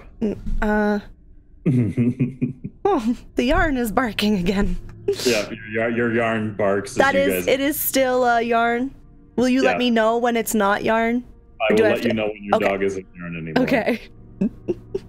All right, so as you come to the edge there, you see that this corridor kind of progresses for a ways, kind of down and out of the area, so it's not really like worth kind of pursuing. So is there anywhere you kind of want to redirect the procession, Keefe? To the left, upward. So the one on the left out of the two? You hear that? This one? We're gonna keep left. I'm sticking with Prue's advice of left is always right. Is that what? Okay. Correct. All right. So as you approach this hallway, you can see down that it's another long, narrow corridor of sewage that leads to another area. So are you gonna do anything before you progress down the hallway? I am going to try and send my ball of light down the corridor. Okay. Just kind of like yo-yo it? Yeah. That's fine. You don't need to cast to do that. So you do that, and it illuminates, and you can kind of see that at the end is like more of a room as it illuminates it a bit. So you can see a bit more of that. I'll even give you a little bit of the end there too. And your light comes back to you. And as you look down the hallway, you don't really see anything weird. Guys, okay going this way? Yeah. Yes. Let's do it. All right, let's keep going. Okay, if you all want to form up and start shuffling, and just stop just before, like just about, fucking there. Yeah, stop about there. You don't mind. Nah, I'm gonna run past your ping, and I'm gonna avoid whatever you're gonna roll for. All I know how right. this game works. While we're shuffling down this incredibly tight, poop-filled corridor, I'm just gonna very quietly whisper everybody. So, with us all split up, and them knowing that there's some kind of massive evil down here, what are we feeling like our percentage of living chances currently? Pretty, like, high, low? Pretty low, Prue. Pretty darn low. Pretty low? Yeah. I mean, we're already covered in poop, so it can't get much worse. I mean, yeah. How are your feet doing? I'm sure they're just fine. Poopy feet. It's There's fine. like little bubbles. They're a coming little up drunk through still, right? You did So pour liquor all over them. Yeah, you look down at your feet, and they're currently submerged in poop water. Gross. And you're kind of like wondering if maybe this would kill your feet if they're like sitting in the water there, but you can kind of feel them still wriggling. Also, hopefully I don't like contract some disease somehow by... Yeah, that might be a concern. Is that like trench foot mouth? Maybe conjure some custom gnome feet shoes. you want to conjure tiny gnome scuba gear for them? Sure. Why not? Let's just sure. Yes. All right, go ahead and roll me an unmodified d20 for that. Why not? Gnome scuba gear. 3. Yep, they're gonna drown. That's fine. All right. So you point back to your feet and you go, "Hold on, little guys. I'm gonna turn you back into little scuba gnomes." And you do that, and you just hear like a bit of like a bubbly noise and the sound of like little tiny creatures in pain for a bit, and then your feet go back to being feet. Oh. So shit. Bye, gnome feet. I'm gonna miss those little guys. You un-gnome feeted yourself. You've killed tiny little clone feet versions of you. I was really growing to like those gnome feet. Can we just talk about our roles all night so far? Can we just talk about that? 4, 1, 6. One very good one, Saji 17. Yeah, so you know your question about surviving, Prue? Yeah. Just look at the rolls. You have about as much chance as your feet did, is what you're saying? Yeah, pretty much. As much chance as my little Pip did? Yeah. Yeah. All right. And as you are progressing through this little hallway, I'm gonna roll another dice. Oh. Okay. So as you guys begin progressing through this hallway, let's see. We're gonna do Prue and Kip. Can you guys each roll a d20 at a -2 for me, please? I do put the minus in front of it, right? Yes. On this one. Holy moly, Batman! All right. So as you guys are walking through the poopy hallway, you can hear a voice kind of echo through the toilet water, and it kind of says, Sunshine, thanks for subscribing with Twitch Prime to Dev. And you guys are like, whoa, what was that noise? And then, as you're kind of dealing with that, an invisible force that you didn't really see coming kind of lashes out of the wall. You can kind of hear the sound of like something, like thin and long, but like still kind of meaty, and you don't know where it came from. Hello?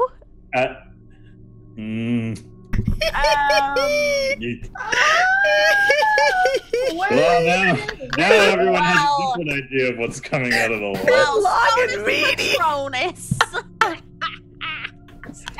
We're talking about sausage, right? You love sausage. So salty. And this long, invisible, meaty thing comes out of nowhere and slaps Nixus right in the face. So Prue takes a hit to the face there. And Prue, you're gonna go ahead and like take in Discord. Nix. Let's see. You're gonna take 2 points of damage from that. So you're gonna get invisible whacked in the face from an invisible fleshy object and take 2 points of damage. So yeah, we're thinking that we're probably we're not gonna do it. Oh! And this happens in front of Kip, and so Kip notices in time to dodge what seems to be a separate like whooshing of air. She just very barely kind of like, well, what the hell? And it kind of like passes over her head. So you kind of take that hit, and then silence. Nothing is currently happening. What do you guys want to do now? Are there? Be more careful as we walk down the ravine. Yeah, everybody just like right at eye level. Just look out. Yeah, should we like crouch or like? I mean, everything's fine down here. I don't know what you guys are talking about. I think that might be sentient commoner excrement. Oh no. Oh, okay. Well. All right. Nothing is really happening now. Are you guys going to move anywhere else? Are you going to move into this circular place ahead of you there, Kifi? Yeah. All right, if you guys want to go ahead and follow her as to wherever you want to be positioned in this room.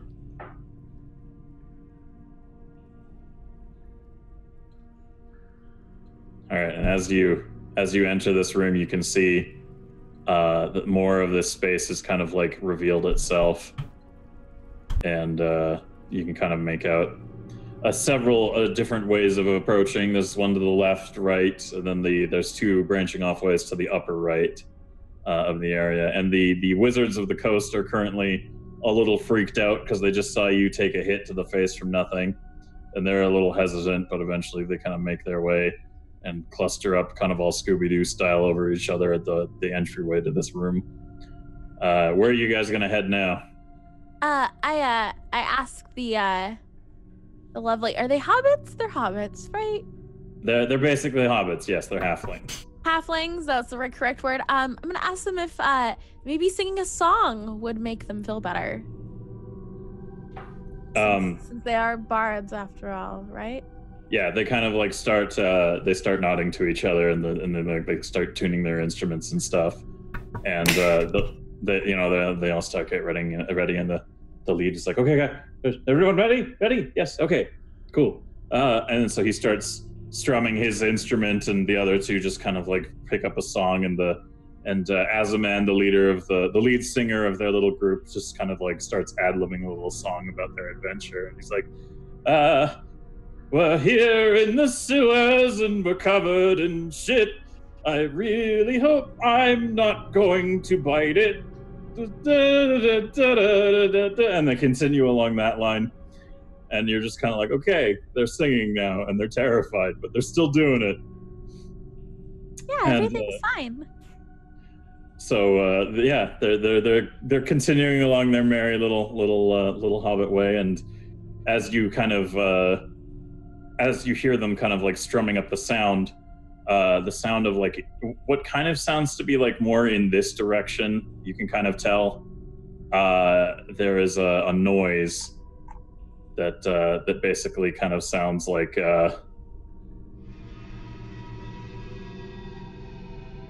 so you can kind of hear that low kind of screechy response to this. Let's go there. Was that a sick guitar riff? Was that? That sounded kind of like one. It was badass. I think that's where we should go, friends. Let's really do it. Quiet? It's kind of quiet. A little bit quiet, yeah. It could go up a bit. Okay, and then they kind of pause for a bit, and then the halflings kind of like go a little faster and a little louder, and you can kind of hear the same response as the song kind of picks up a bit more. So you heard it kind of come in that direction. So where are you guys gonna go? There and back again. All right. So what way do you think you're going up like that? I'm just gonna start walking that direction. Yes. Okay. So that's the area you're all gonna kind of start heading towards.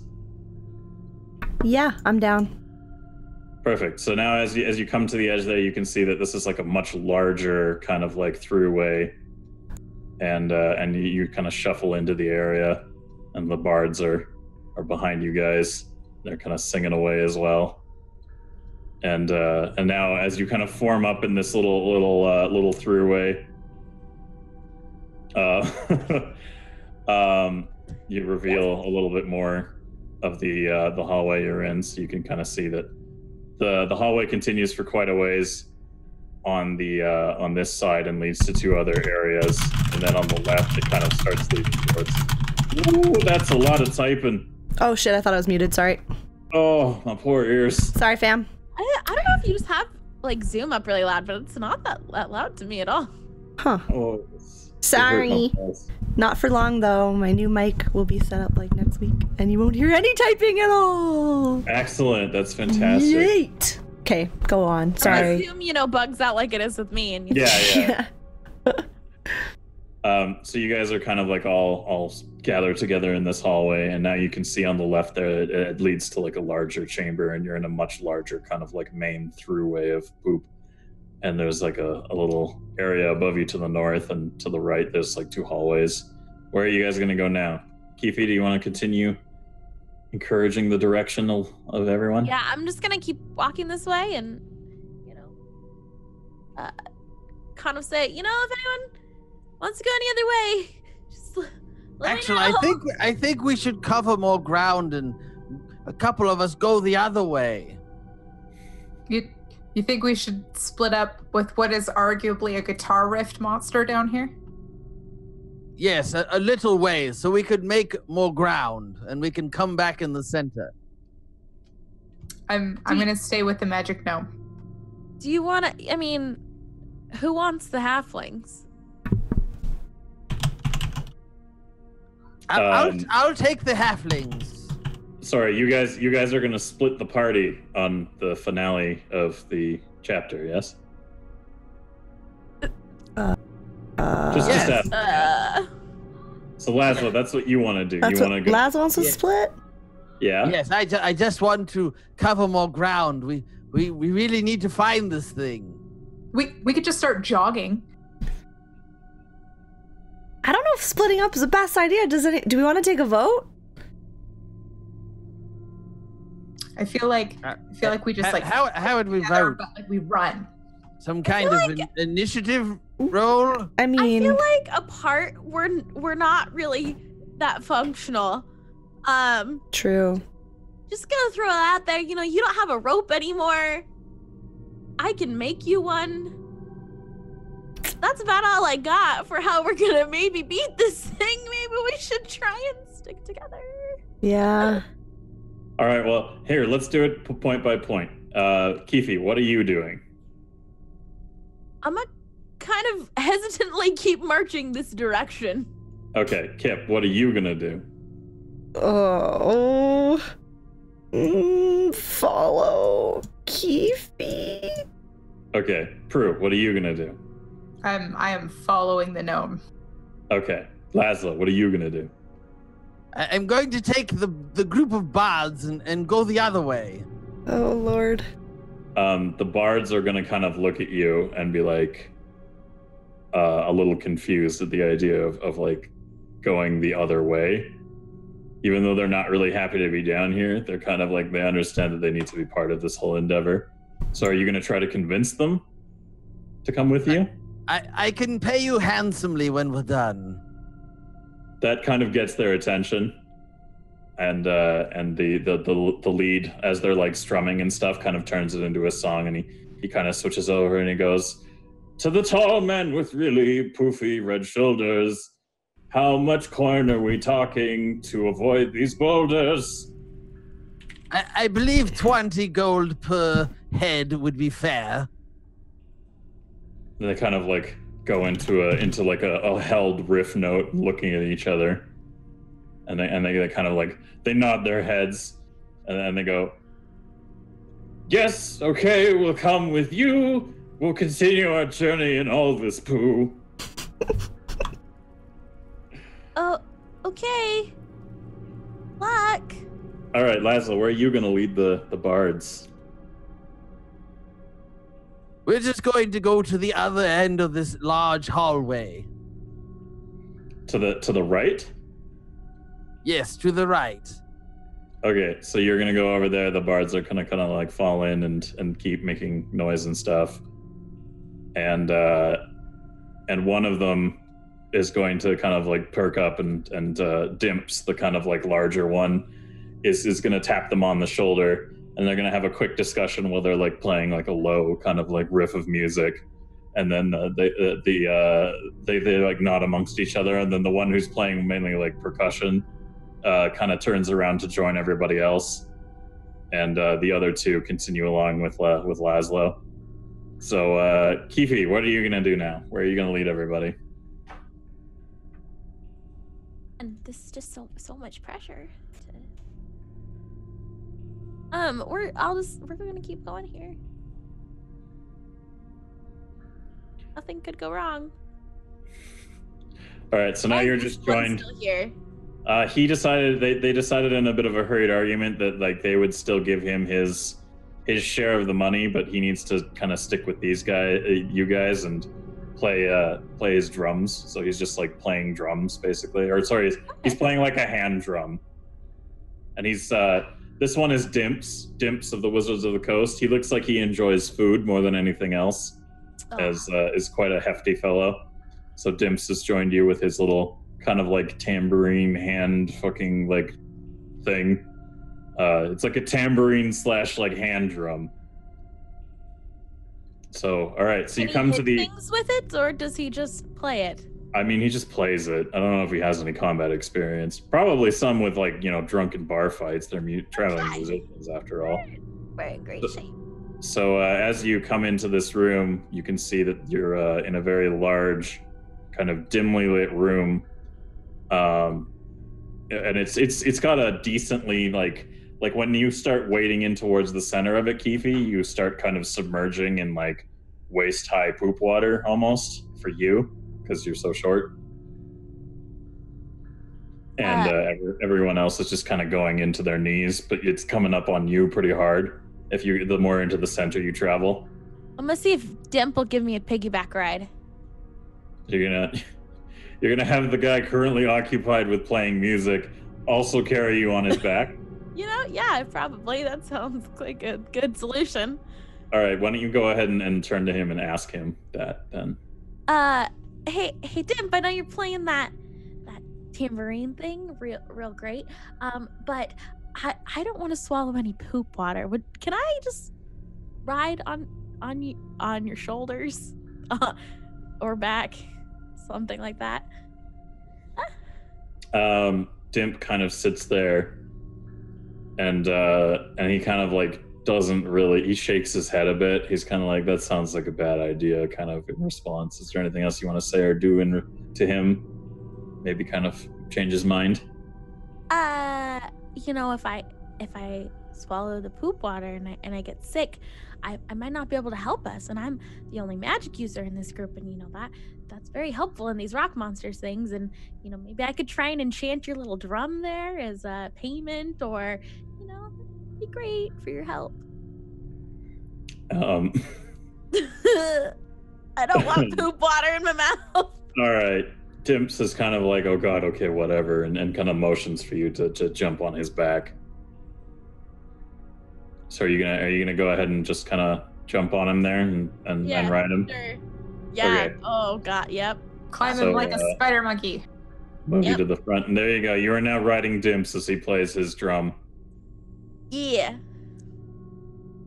So now you guys are in this room, and it's dark, it's large. There's nothing you can see at first glance in the room. Is there anything you guys want to do while you're in there? I'm gonna try and I still have my ball of light. I'm just gonna kind of like we've done before, throw it up in the room just to try and like light up this room a little bit more. You're gonna throw it up into the ceiling. Yes. Yeah, you're gonna just you're without any other steps or anything. You're just gonna throw a ball of illumination into the ceiling of the room. Yeah. I mean, yeah, that's what I was gonna do. All right, cool. Move their tokens into the room. Yeah, I will. Don't worry. I will. For the purpose of moving around, I will take control of the combo token here. Thank you. Around. So as Laszlo and the other two bards continue to make their way further into the poopy hallway, and Keefe kind of jumps up on the shoulders of this guy. And he briefly stops to playing music so that you can get on his shoulders, because it's a little hard to keep playing a drum while he's trying to hold you up on his shoulders. It's like a bit of a piggyback. And you get up on his shoulders, and everyone kind of spreads out to where they are right now, and you kind of like look at your ball of light, and you're like, okay, ball of light, let's see what's in the room. And you throw the ball of light into the air, and as this ball of light kind of floats up, you can see that the entirety of the ceiling of this room that you are in, that looks like it should be what is more or less like a big kind of like throughway, like a lot of liquid would come through here to kind of like flush everything out. You can see that there's little bits of like areas up there that you can kind of make out more light from, and like it would move into it. But the vast majority of everything you see above you is almost like a giant clog of broken masonry and like all kinds of pieces of random crap and stuff, and like it's just a big mess. And as you kind of look up at this big entire area encompassing clusterfuck of stuff. There's like a figure kind of in the center of it that starts to move, and it looks at you, and two green eyes kind of illuminate, and as you guys are you look up at this thing, the light kind of goes up to this figure that looks like what looks to be like kind of like the torso of an automaton kind of looking creature inside all of this masonry. And as this light literally just kind of floats up into its face, it kind of like raises its head and looks down at all of you. And it's at a very long and angry screech. So it looks like you found the creature. So, okay. As you look above you, you can see that this monster is it looks like a something a lot smaller has just been like put into this horrific like web of random masonry and rock and refuse that is webbing out of it and kind of like holding up on the walls and stuff. And in sight to this, Dimps just starts frantically banging on his drum without any kind of like, you know, rhyme or reason, but he's just not pleased with this event whatsoever. And as you guys kind of like see this thing look down at you, it lets out a long screech again, and of an invisible force basically reaches down. And Derek, can you go ahead and roll me a d20 and a -6? And just really, really quickly, I'm grabbing my walkie-talkie, shoving it against my throat, going, "We found it! We found it! We found it! We found it! We found wish Laszlo and crew were here. Laszlo, please, Laszlo. Sure wish we did. Split up. All right, I'll give you the response to that. Oh wait, did I do that wrong? Nope, you did that right. It's just that that's the negative. It passes past. So yikes. It's not a critical failure, but it does go below like a threshold. So it's a fail. It's very much so a fail. So as you guys are panicking and freaking out about this creature that is now wedged into that you found that's wedged into this giant like ingress, Kip is picked up off of the ground by an invisible force that feels like almost kind of like a large tentacle is wrapped around her. And you can't see it, but you can kind of see how in the air it's kind of moving things around, and like in moisture, the little bit of moisture and condensation is on it. But for all intents and purposes, this thing is like this big ass invisible tentacle is wrapped around Dara and has now hauled her into the air. Sorry, Kip. And hauled Kip into the air. And can you go ahead and roll me another d20 at a -2, Kip? Oh my god, I'm dead. I'm dead. Bye. It's been nice. It's been fun. Shit. So as you're hauled up into the air, you kind of like start flipping out a bit and are screeching, and the tentacle kind of constricts around you, and you can feel the wind kind of getting knocked out of you. And hold on, there we go. I had to make sure that was on loop. And then you take. Oh wow! Oh, look there. You only take 2 points of damage. Oof. Okay, that's not that bad. Ow, that hurt a little. That kind of hurt me. Just a little bit. You could do better than that, big scary thing. Oh, let's not anger him. No, you can feel the big invisible tentacle kind of wrapping around you and crush around your sternum, and it hurts, and you get the wind knocked out of you, but you're not dead. And it's kind of lifting you up further in the center of this mass. So roughly the center of the room is where this thing inside of it is kind of chilling. Bless you. Gesundheit, Kifi. Sorry. All right. So she's allergic to poop. Yeah, this poop's getting in my nose. I'm a brown noser. And I have poop in my nose. Okay. Anyways, the fight. Dara's alive. This is good. It's going great. All right. So Dara is now suspended from an invisible, essentially tentacle, holding her up in the sky, in the air, pulling her closer towards the creature in the middle of this thing. It's not really all that affected by the drumming. of Dimps. It's kind of like, it looks a little annoyed that like there's noise. So it's a little twitchy, but it's still moving towards. So what we're gonna go ahead and do now is I'm gonna put, in the meantime, I'm just gonna put a token in the middle here to kind of represent the creature as a whole, so that we can have something to put it in essentially initiative order. And then I'm gonna go ahead and roll the initiative for this creature and start the turn. And then we're gonna go to the turn counter, which is the little clock icon. And then if all of you could click on your characters and hit the roll initiative button as well. Good. And then get your positions in the encounter initiative here. Which one is that again? So click on your character. Oh, yeah, and then token, and then hit roll initiative, and then add the green number in your Gotcha.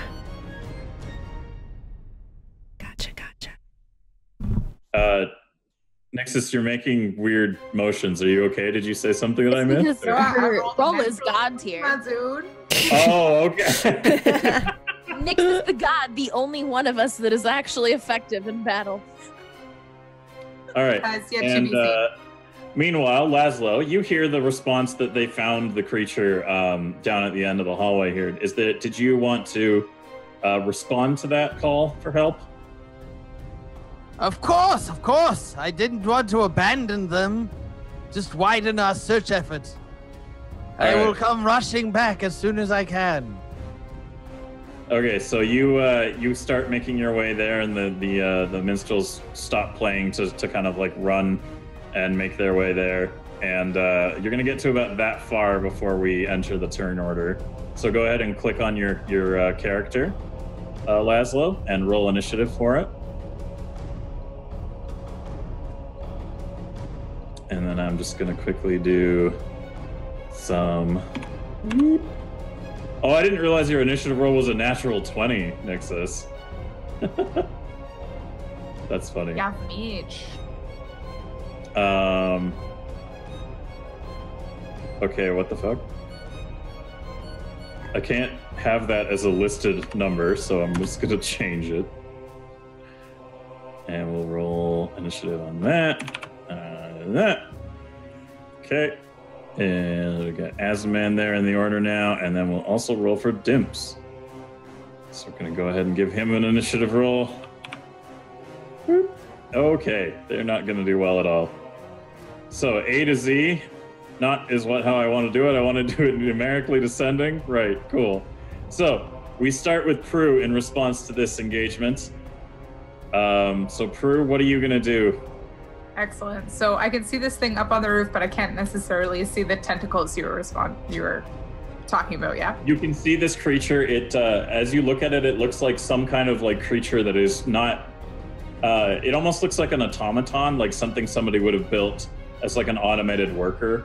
The torso of it and its head are pointing out of this large pile of refuse and garbage and like rock and stuff, right? And that's looking down right now. And then Kip is being lifted up by an invisible tentacle right now. And then another, you can kind of hear like a little bit of movement as it sounds like big other like invisible appendages are kind of like in play here. Should we try singing to it? Not yet. The central piece is too high up for me to easily reach it though, yeah. Yeah, it's easily like Astoria and somewhat above you guys. Like it's not, you're not going to be able to like hit it with a stick or like, you know, like broom it out of the, get down from there. Yeah, fucking spiders. You could potentially leap onto the invisible thing that's pulling Kip up right now. That's enough of a distance you could do that or hit it. But that's about it in terms of melee-related stuff. Yeah, you're muted. It's clicking all kinds of stuff. So I'm going to brush over Kip. I'm going to pull the staff off of my back, spin it once, and just like two hands swing shillelagh this thing just like as hard as humanly possible. You're gonna shillelagh it. I'm gonna shillelagh. The invisible tentacle holding Kip. Yeah, whatever it is, I don't know what it is that's holding on to Kip, but I'm gonna try and stop it. Okay, so you're gonna aim for what feels like part of what is holding on to Kip right now. Yeah, wherever I can see that something's like constricting her, basically. Okay, cool. Roll me a d20 at a -2. Please be good. And then I'm gonna roll a d20. All right, you're gonna go shillelagh crazy on this thing, and you're gonna try and smack it with your stick. And as you do so, it just kind of like bounces off of it, and the thing continues pulling Kip into the air. So now, Laszlo, it is your turn. What are you gonna do? I'm going to run in, and see what you need from me. All right, it's going to take your entire turn to run the full way to reach into that room. So you can go ahead and come in and be like, "Oh my God, I'm here," and that's about as much as you can do with that distance. So now, Kip, it's your turn. You're currently being pulled into the sky by an invisible tentacle wrapped around your body entirely. What are you going to do?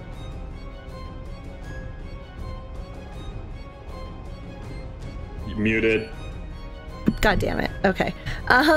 So it's invisible. We can't see it, but I could feel it. Like even if I touch it. Oh yeah. Even though we can't see it, you can definitely feel like a giant fucking octopus has basically like wrapped itself around you. Okay. And it's just around my torso. My arms are free. Yes, your arms are free.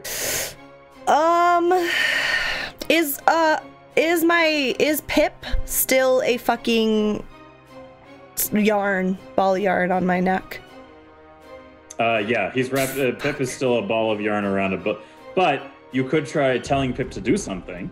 Okay, because what I'm hoping to do, because this thing is squeezing me so hard, I kind of feel like I have to poop, and I don't want to do that. So I'm gonna try to get Pip to turn into my bow, and then I'd like to, turn into a bow, and then I'd try to shoot its invisible tentacle. You want to shoot the invisible tentacle that's like holding you? Yeah. So that it maybe you can really get an idea of where you can feel where it's wrapped around you, but you don't necessarily get a sense of where the tentacle is leading to anywhere you could aim to. Because if you turn into a bow, it'd be really difficult to like hit it. Is there any other area you want to try to target? Maybe.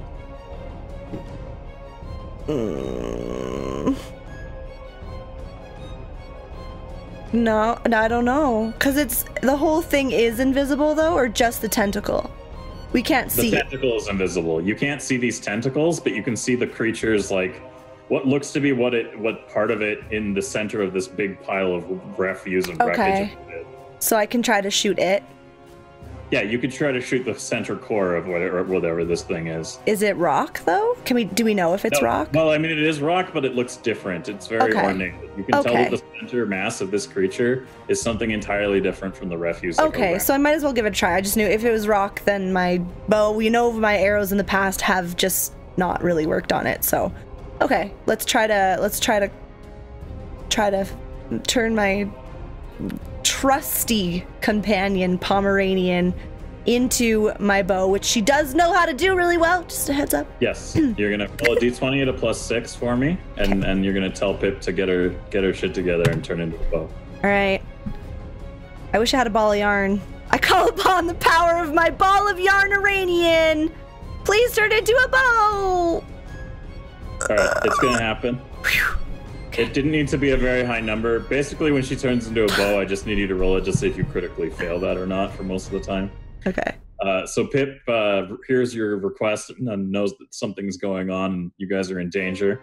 And so Pip immediately, like the yarn wrapped around the bone around your neck goes, and then it just kind of like conveniently Sailor Moons itself into your hand. And you've kind of like got this bow, this really nice looking ornate bow. And you can start to pull back and draw. And so you fire off this shot at the creature in the center there, and I want you to give me a d20 at a -2. Should have asked how high up I was. You You said 2 stories, right? A couple stories? Or a story? Not exactly. It's like a story and a half, story and a quarter. So if it drops me, it's not gonna like, I'm not gonna die. You won't die. It might hurt, but you won't die. Shit. Okay. You're not even all the way up that far either. Oh, I die. I break all my bones. No. Sorry. So you pull back and you summon one of the magical energy shots from this dog bow of yours, and you're like, yeah. And as you let it go, your dog bow basically goes like, woof. You're like, woof, and you launch it, and it hits up. It kind of goes wide, and it hits a part of the masonry that the central part isn't. So you miss essentially, and so you're still stuck in this thing. And well, I'm pooping now. Good. I'm pooping. Nobody look. Nobody's be directly under me. It's happening. So in the initiative, we go to the creature now with its large invisible tentacle, and as it starts hauling Kip towards, like up into the air towards you guys. Crew, can you go ahead and roll a d20 at a -2 for me?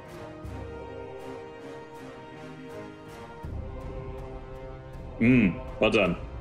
I still have to roll though to see if you beat what it does. You do. Congratulations, Prue. You narrowly avoid being grabbed by another invisible tentacle and hauled up into the air, along with Kip. And then, meantime, as that is happening, you dodge this thing, and the other tentacles tries another bone-breaking squeeze on Darius, or sorry, Kip. So, Kip, go ahead and roll me a d20 at a -2, please.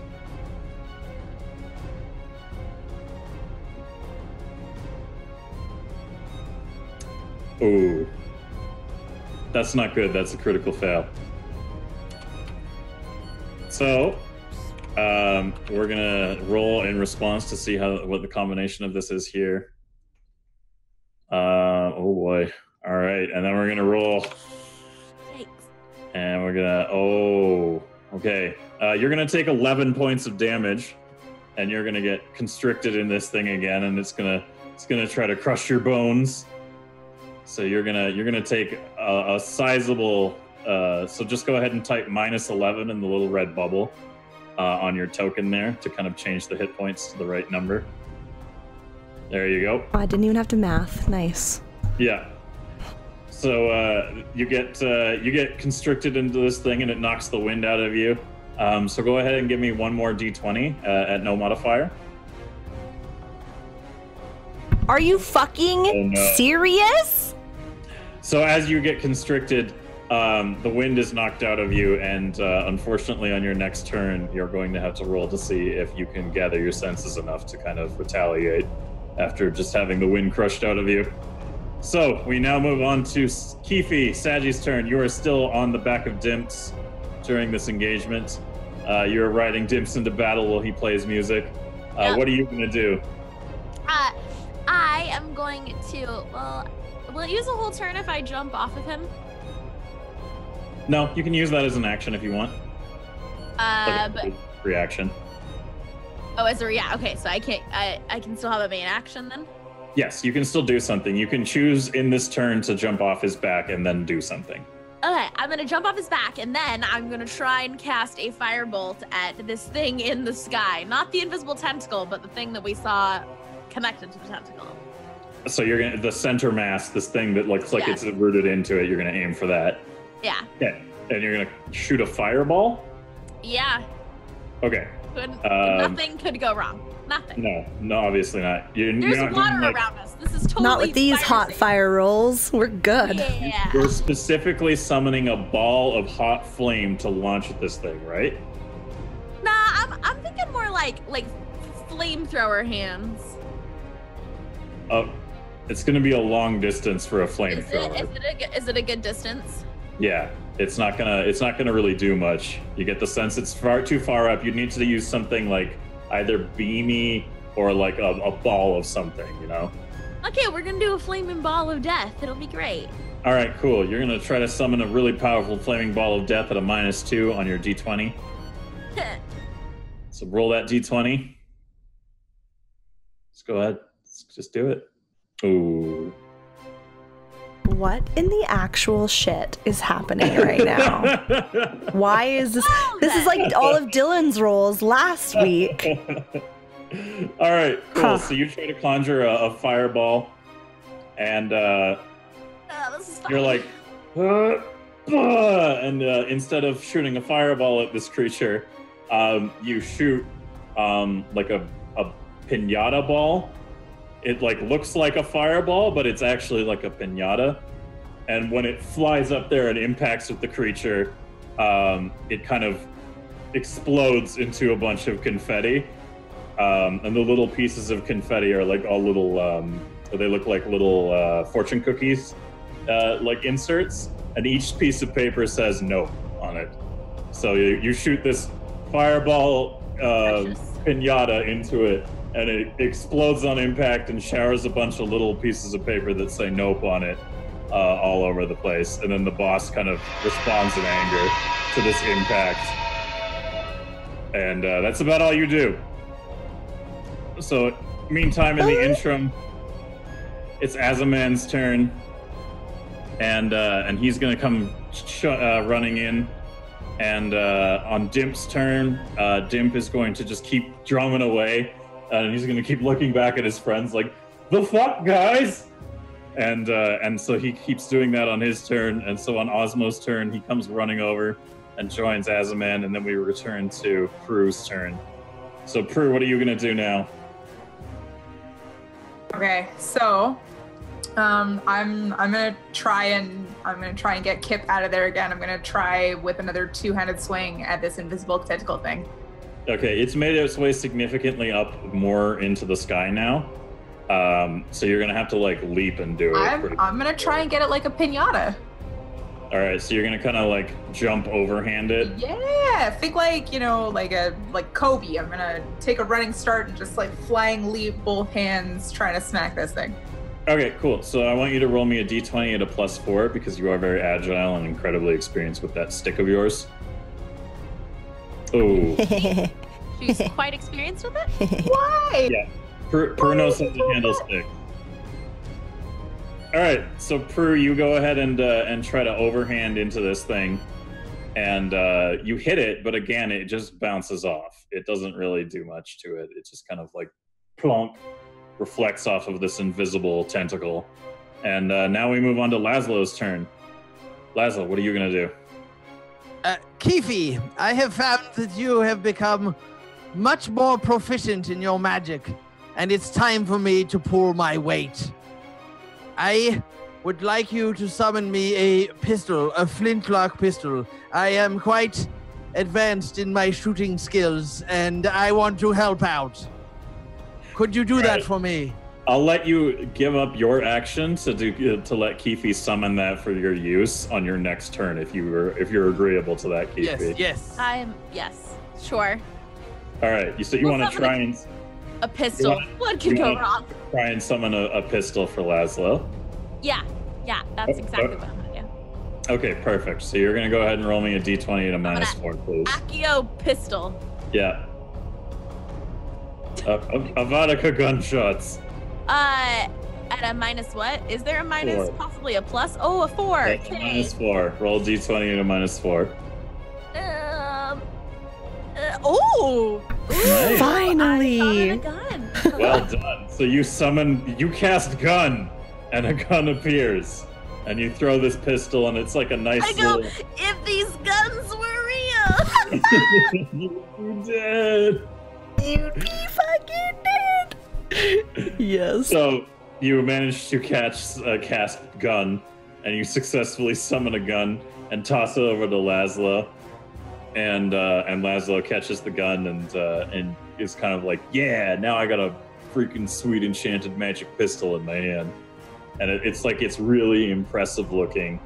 And is there anything you want to do with it, Laszlo, aside from fire it before we move on to Kip's turn?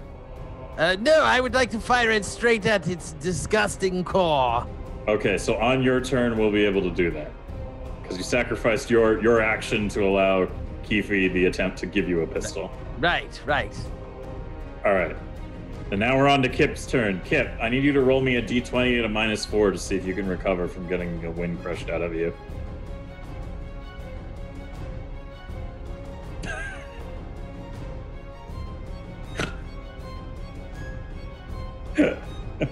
It's been fun, Kip. I don't want to talk about it. Oh my god! Bye, guys. What a way to end a chapter. Kip being fucking dead. You're gonna hold on. Oh. Do some secret rolls. Cool. So you're gonna be so put off by this that you're actually going to take 2 points of damage on top of not being able to recover yourself. And you basically like you're like and it's been crushed out of you so hard that you just kind of barf all over the tentacle. I've pooped, I've barfed. Oh, who am I, Siphius? Yeah, are you sure you know the stone slinger? So you throw up, and luckily you throw up all over this invisible tentacle, so you can kind of make out a little bit more of it going up as it's covered in your barf. Okay.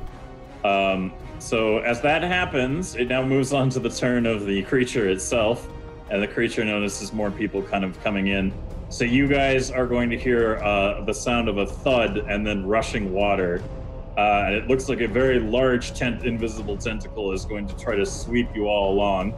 So I want literally everyone except for Kip to roll a d20 unmodified.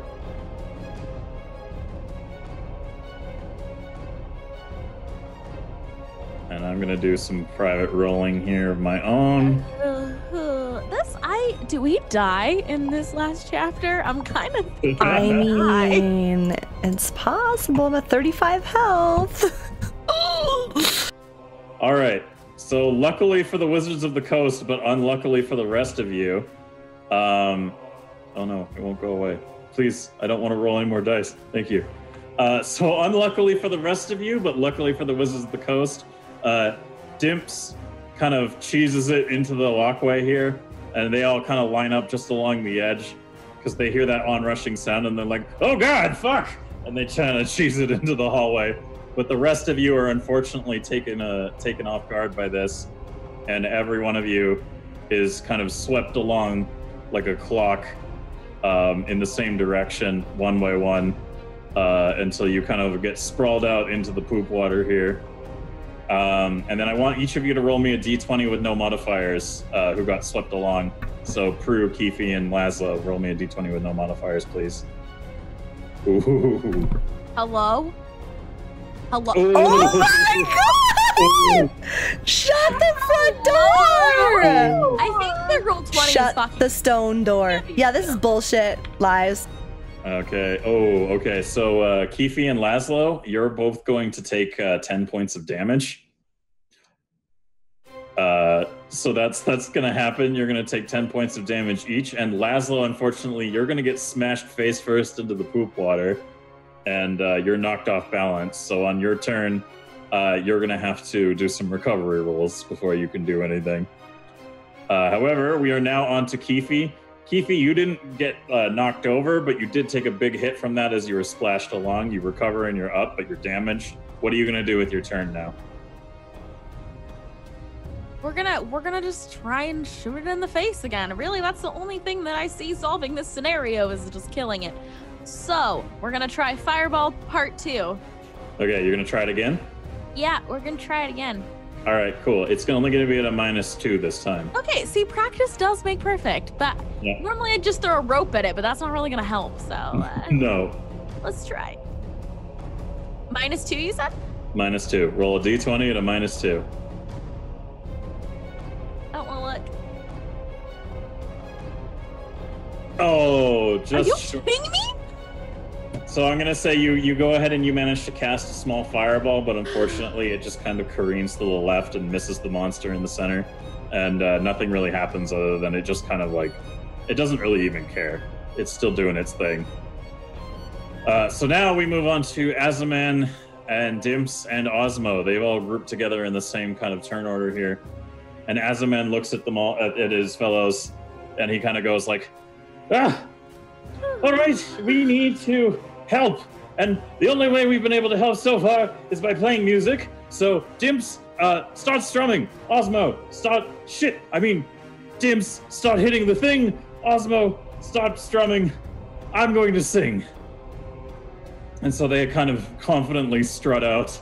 If it was like a slow motion kind of like band event, and together they can combine their turn all kind of like comboing their actions together to start playing the loudest, most sickest song they could possibly think of in order to get this thing kind of like off kilter. And so they kind of like line up and they start playing and they start just jamming fucking hard on their instruments. And as they do so, the creature kind of has a response to this, and it lets out another pained shriek. And you can tell that this is really fucking with it now. Now that you've got all three of these halflings together and they're belting out together as one this music, the thing kind of like it's like, God damn it, this really fucking hurts. It's like it's got a really bad headache basically, and it lets go of Kip. So Kip, can you go ahead and roll me a d20 at no modifiers, please? Oh, actually, you haven't recovered. -4, please. Fuck. Please be a good roll. Please be a good roll. Oh, submit. Shut up. Oh my God. This is not real. This is not real life. Is it real life? Well, right. There I go. Falling to my death. Crushed. Rolls. Just crushed. It's cool. You only took 4 points of damage from the fall and 2 points of damage from the impact. Oh my God. 6? So you land face first uncomfortably, not recovered in a pile of poop water. It's fairly shallow, so you're fairly much submerged in it. So you splash belly flop into this poop water and take 6 points of combined damage. I'm at 29. Yep. 29 hit points remaining. Oh. So you splash down and you make an unfortunate impact in there. And now we're on to Prue's turn. You've recovered after being swept away. This monster, however, is now full on in like, oh God, I'm really not enjoying my life mode. It's pretty distracted by the music. Is there any part of it that, like, can I see movement in the water that would indicate to me that there's like tentacles around or something like that? As it's panicking and thrashing about, you can occasionally you see the impact of like a large tentacle, invisible tentacle smashing into the walls. So they're kind of like flailing everywhere. It's panic flailing, right? It's in pain. Okay, I'm going to try and pinpoint one of those tentacles, kind of guess at where it's at, and I'm going to try and jump onto one of those with the intent to eventually jump off of that and smack the actual structure in the center of the ceiling. All right, you know what? That's pretty awesome. I'm gonna parkour it. It's going to be hard, but I'll give you...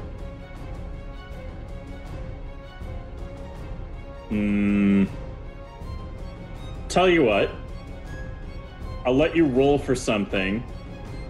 If you pass that roll, or sorry, it doesn't matter if you pass or fail. If you're willing to make a roll for something that I won't tell anybody else, you can go ahead and get a really large modifier here if you want. Okay.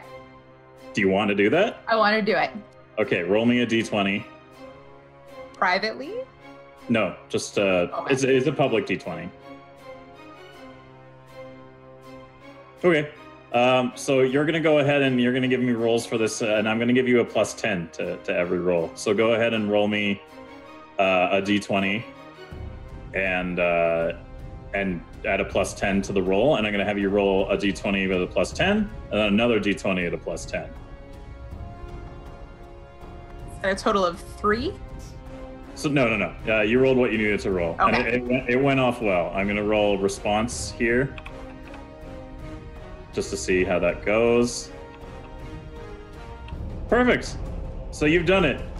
So in the process of doing this, you can kind of like manage to look at this. You pinpoint this invisible tentacle, and you jump off it perfectly. It's like you knew it was there somehow, and then you rocket yourself with just intense force off this tentacle. And it's really weird that somebody like you would be able to do that at such like high velocity, but you do it. You jump on this tentacle.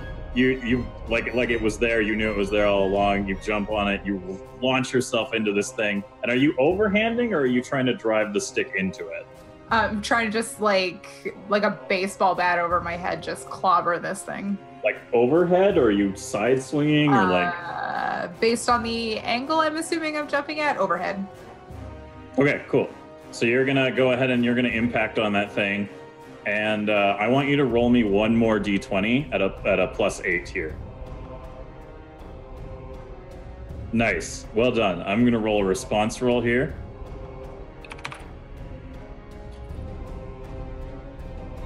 Woo.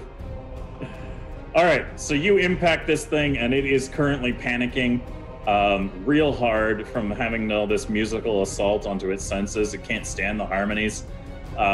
You impact this creature that's in the rock, and you impact it so hard that half of the body that seems to be kind of like encased in the refuse, like on the roof, comes loose. And so like a leg and an arm for this like 8 foot tall, like automaton kind of looking thing is just free dangling. And the other half of it is encased in its protective like layer there. And it kind of like is like, it's really thrown off by this. And you land like pretty gracefully on the other side of the room and skid through the poop water.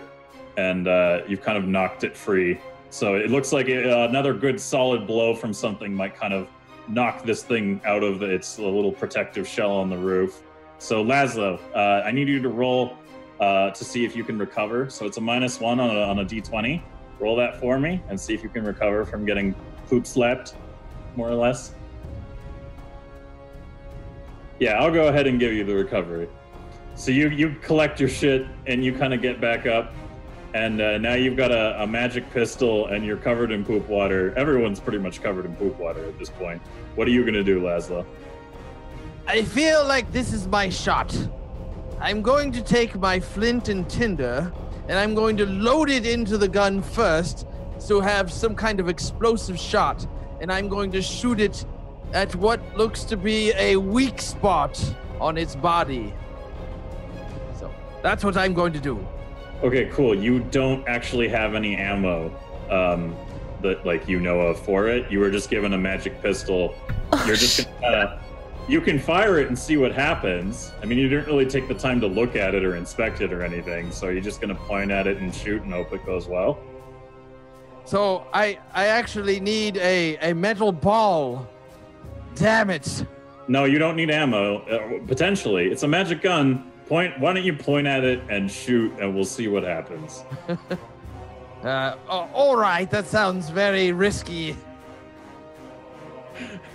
Yeah, it's okay, though, because I'm going to give you a +4 on a d20.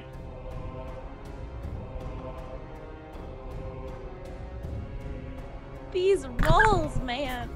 Oh, all right. So you point the gun at it, and you pull the trigger to fire, and the gun fires, but it's not what you were expecting. It fires like a large lump of like pink paint. So it just goes like, and it kind of shudders in your hand, and it goes boom, and then it just fires up and splatters the whole like roof with like a big blob of pink paint. So you know, plink. So a magical weapon given to you by Keefe does what one would think a magical weapon given to you by Keefe would do when you roll poorly. I rolled so good with that weapon. To conjure that shit, I rolled real good. So now we move. You look at the pistol like, the fuck? And now we move on to Kip, who is now recovering in the poop water, kind of like, oh, good. So go ahead and roll a d20 at a -2 for me to see. I don't wanna. Get your shit together.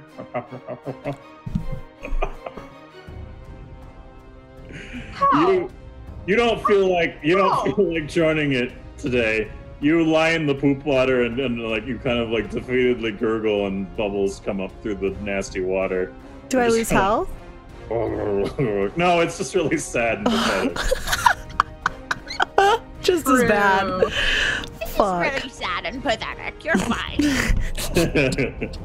I don't want to be alive. All right, so the central core of this creature's been knocked half loose from its like construct that it's part of. It's on its turn now, so it's gonna go. I'm gonna go ahead and change up the way it directs its stuff here. I'm gonna roll some private rolls here real quick to determine what we get in terms of how this affects people. All right. No, go back to... Stop it. Stop. Cool. So Keefe and Laszlo, can you guys both go ahead and roll a d20 for me at -2?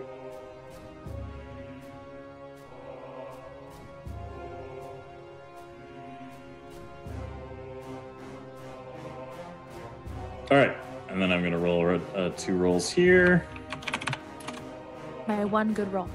I made a gun, and hopefully I didn't get hit. Ooh. Okay, cool. So Keefe, the incoming tentacle doesn't hit you, thankfully, because unfortunately it's landed right on top of Laszlo. Oh. And Laszlo isn't quick enough to kind of get out of the way of that. So... All right, Laszlo, you're going to take 8 points of damage from getting smashed in the face with a giant invisible tentacle. And then you're going to go ahead and roll me a d20 and a -1 to see if that knocks you on your ass. Sorry, at the minus what? At a -2. Roll a d20 at a -2. Dylan, if you could check chat really quick. Okay. Yeah, go ahead and do that, Dara. Okay, thanks. And unfortunately, the impact knocks you right off on your ass into the poop water again, so you're going to have to roll a recovery again on your next turn. So you get basically bonked on the head by a big invisible tentacle, and it sends you sprawling into the water again. Keefe, it is your turn now. A third time's the charm. You're going to try to fireball the hanging figure in the center? We're gonna try. All right, perfect. So what I want you to do is roll me a d20 with no modifiers. Ooh. Really? Hello? So you're gonna up and try to fireball the ceiling, and unfortunately, you do it again, but this time it's just another. You do a little callback to episode 1, and you just shoot a big meatball into the sky, and it kind of splat, and then sort of sits there on the ceiling. So This now is going well. a big meatball is now impacted into the roof. I think we're changing the strat, friends. All right, and now as Azaman, Dimps, and Osmo kind of continue their turn, they're gonna try to crank it up a notch and just get real aggressive with that music. So they're gonna belt out even more music together. They're gonna summon all their efforts together, and they're gonna just keep focusing on keeping the music going and keeping the tunes rocking. And Prue, it is now your turn. What are you gonna do now that you've kind of landed? Oh, sorry, we should put you over here because that was the journey that it carried you through. So now you're over there. Sorry about that. So. I'm gonna, after having seen what transpired in the last little bit here, I'm gonna take a second and shout across to Laszlo. I'm just gonna tell him, hey, if you could shoot some of these tentacles, I can see them. That would be awesome. And then I'm gonna try and see if I can recreate what I did last time. I'm gonna try and bounce off one of those tentacles and take another whack at this thing. Okay, cool. And are you gonna try to do that with the same roll I instructed you to do before, or take it without the modifiers? Okay. Yeah, I'll try it with the modifiers. Okay, so go ahead and roll me another d20 with no modifiers. Okay, cool.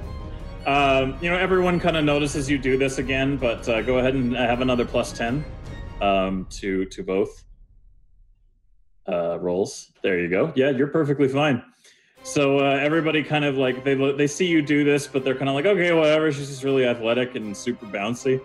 So you just jump off another tentacle and launch yourself into the air overhand with this big stick, and you deliver that thing right into it as it's hanging there. And I'm going to roll a response and see if that was enough. Oh boy, howdy, was it ever. I rolled a critical failure. That's the rolls I know and love. How does it feel? I was like, that yeah. voice is the Steven voice. Take that, players. How does it feel, Steven? How does it feel? How do you like rolling critical failures, Steven? All right. So you go ahead and smack this dangling monster from the refuse, and it kind of you hear a shifting of rock, and as you impact with this thing, it gets knocked free, and it kind of like falls to the ground out of the pile of stuff there, and it lands into the water and kind of lets out another low screech at you all, and it kind of brings itself up, and now instead of this thing in the ceiling, all you really have to worry about is boop. Oh, actually, let's make it just a little bit larger there, because it is like 8 feet tall. So boop, there we go. So now there's only an 8-foot tall automaton made of intricate stone standing in the center there. You can see its green eyes are glowing brightly, and it looks almost like a little bit of like witch flame is kind of coming out of them, and little shots of like green kind of like flare up through its arms and through its legs, as you can see, and it kind of like comes off in little wisps from it, but this thing is just standing there. And it looks pretty pissed off, but now you have like a vaguely humanoid form to start beating the shit out of. So maybe it'll go a little better this time. So that was your initiative there and your actions. Laszlo, it is your turn. What are you gonna do? Oh wait, sorry, you need to roll a dice to see if you recover. So let's do a -2 d20 for me, please.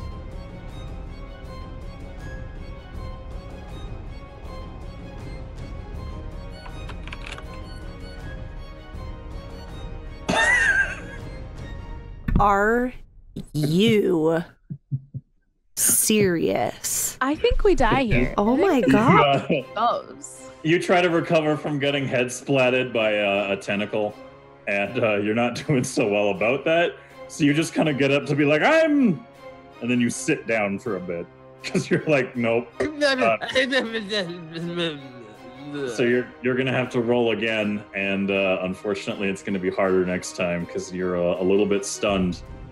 So, however, Kip, go ahead and give me an unmodified d20 to get back up and see if you can rejoin the fight after being thrown around and dumped in poop water. Yeah, there you go. I'll give you that recovery action for free because you rolled so high on it. So go ahead and do what you want to do. You're holding your dog bow. You're covered in poop water. Life is hard. What's your response to this thing standing in the center? I guess I'm gonna just try to shoot my bow at it again, the center of it.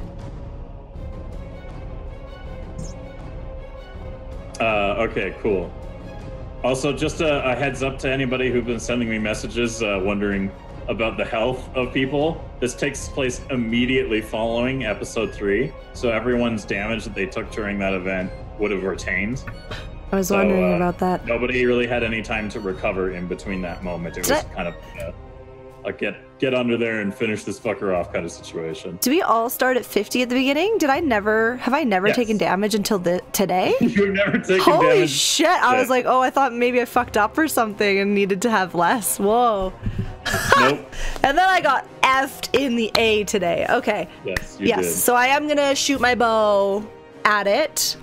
Okay, go ahead and roll me a d20 and +2. Okay. Because, yeah, she is. I already have my bow. Yeah.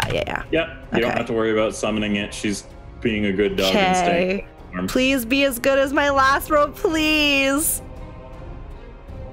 Oh, why didn't it go? Hello? Try that again. Nope, that was a damage roll. You gotta roll the I'm d20. dumb. Okay. Okay, this is a combat roll, so I'm going to roll a modifier here for the creature. It had just fallen and recovered from itself, so it's still going to defend. So you're going to miss. You're going to shoot, you're going to miss. What a fucking surprise. It's going to go wide because you're still recovering from a mouthful of poop water. You're like, yeah, and you're like, as you shoot, because you realize everything tastes really bad, and its shot's going to go wide. And the creature, now having beef with Prue, because you were the one who kind of knocked it free from the ceiling, is going to come charging over towards Prue, and it's going to try, and this thing is not like the rock monsters that was being summoned before. It's not slow, it's not stupid, and it's still bigger and scarier than the rock monsters that have been coming before you. So it's gonna just shoulder charge Prue to try and pin her against the wall in hopes of crushing her. So Prue, can you go ahead and roll me a d20? And you're gonna go ahead and do a +4. All right, and then I'm gonna roll a die roll.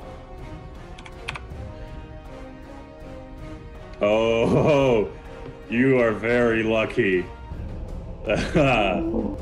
I rolled a 9. Oh my god. Oh my god. Fucking, this thing comes charging at you and tries to barrel into you, and it slips up a bit in the poop water as it's charging towards you because it's not used to using its rocky legs. So it's gonna slip a bit and stumble, and it's just gonna stop right in your face and very angrily be staring like nose to nose with you. So, Keefe, it's your turn. Also, you have a cat now. So we're yeah, now that he's like more of a figure, if I cast it, do I have no minuses? You'll have a bonus because you've been trying. If you want to keep doing fireball, Yeah, then I'm gonna freaking cast that +2. fireball. I gotta hit him at least once before I can give up on this dream. All right, you're gonna fireball the monster standing right next to Prue. Sounds good to me. Go ahead and roll me a +2 on a d20. Hello? Hello? Oh my god. I should change the combat music to the Benny Hill theme. Okay, yes, so Prue, can you go ahead and roll me a d20 and a +2? Oh, no, I'm sorry, Prue. I'm sorry. Oh dear. Okay, Prue, can you could do me a big favor? Yeah. And sit there for a second while I roll some numbers here. Yeah. Just yeah. I'm sorry, Ooh. Prue. I'm sorry. Cool. I didn't need eyebrows. Cool. Eyebrows are overrated. Yeah. Can you go ahead and take 15 points of damage for me, please?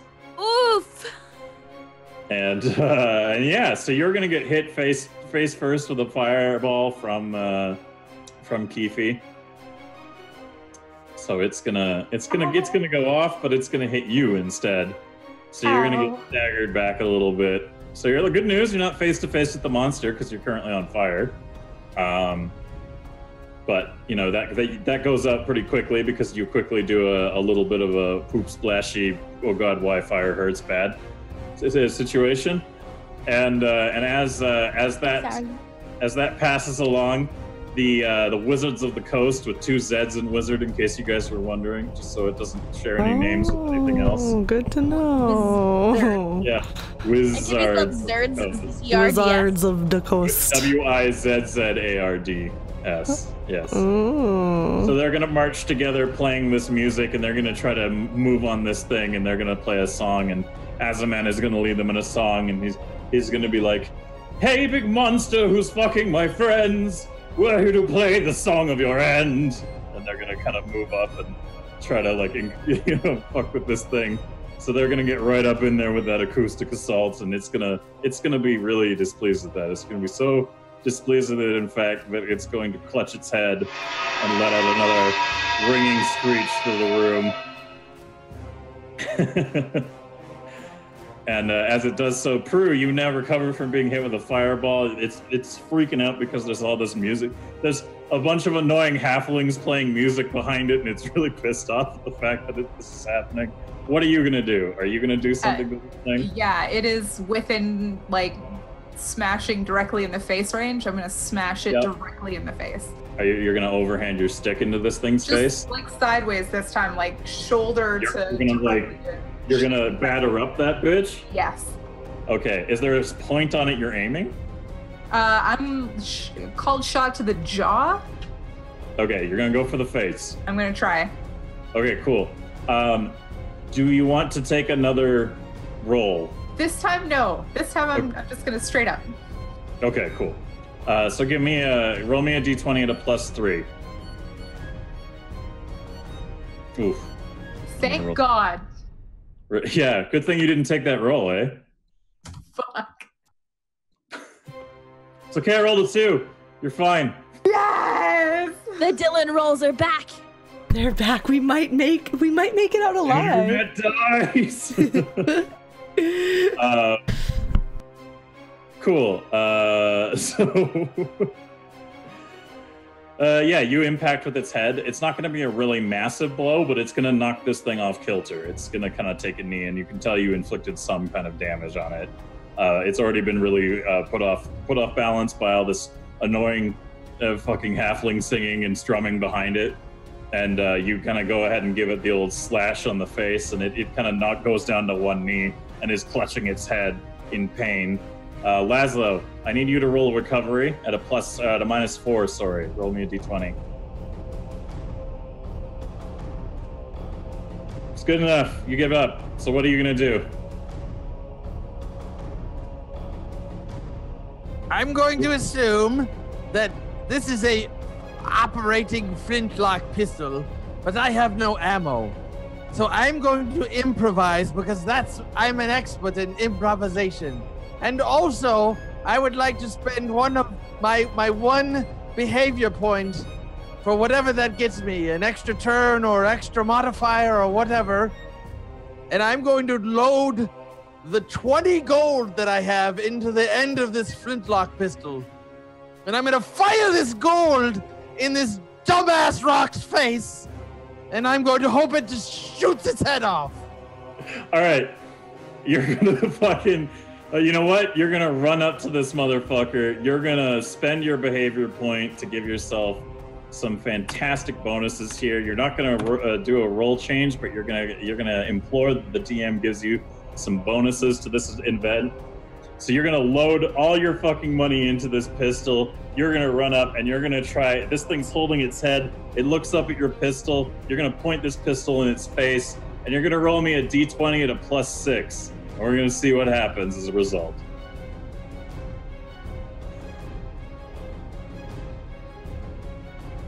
Fantastic. It's in your ugly face. So we're going to roll a quick... We're going to roll a quick defense here.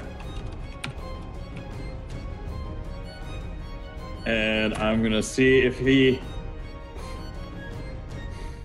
You want to guess what I rolled? A 1. A 1? Yep. Die, bitch! This fucking rock monster on its knees rolls a 1 in response to you charging this fucking gun with this golden gun. So Laszlo runs up. He fucking execution pistols this thing in the face. Laszlo, as is your right as a man who is about to fire a gun into someone's face execution style, do you have any words that you want to deliver before the trigger is pulled? May you crumble and die. All right, so you go ahead and give your fantastic one-liner. You pull that trigger, and you're gonna go ahead and you're going to blow that thing's head clean the fuck off. Because you loaded a whole bunch of alchemical ingredients that I never thought you would have thought of into an enchanted gun that I was literally going to call the Alchemist's Revenge and give it to you permanently. You psychically linked to me, sir. So you did the one thing this gun is really good at, and that's shooting money. And you fucking blew this thing's head straight off. Boom, so congratulations. Boom, headshot. You deliver a blow to this thing's face. It goes, there's a confetti of fucking, like, the sound of ricocheting coins. And it sounds like somebody, like, won a fucking slot machine. Because not only does it blow the thing's head up, but it's like you killed something in Super Mario Brothers. And more coins than you put into the fucking thing come blowing out of the back of its head. So this poop water is now scattered with roughly 200 gold coins. And it pitches back into the water, and the form of it is just kind of like lying there a bit. And then as you kind of look down at it, it starts to the torso starts to kind of get up again, but it's not doing so well. It's not quite down yet. But now we move on to Kip's turn. Kip, is there anything you want to do here? I still need to try to fucking get up. Right? No, you got up. I did? You missed your shot. You got up, but you missed your shot. Oh, yeah. Okay. It's, so many times that I've lost count. Are those guys in my way to, like, shoot at it? The wizards? They're halflings, so they're not so really. So they're, like, short. Okay. Even though I'm kind of short. I could give you free movement to move around and kind of, like, there and deliver a shot to this thing as it's recovering. Yeah. Yeah, I'd like to try to shoot it. Maybe actually hit it this time. For the first time.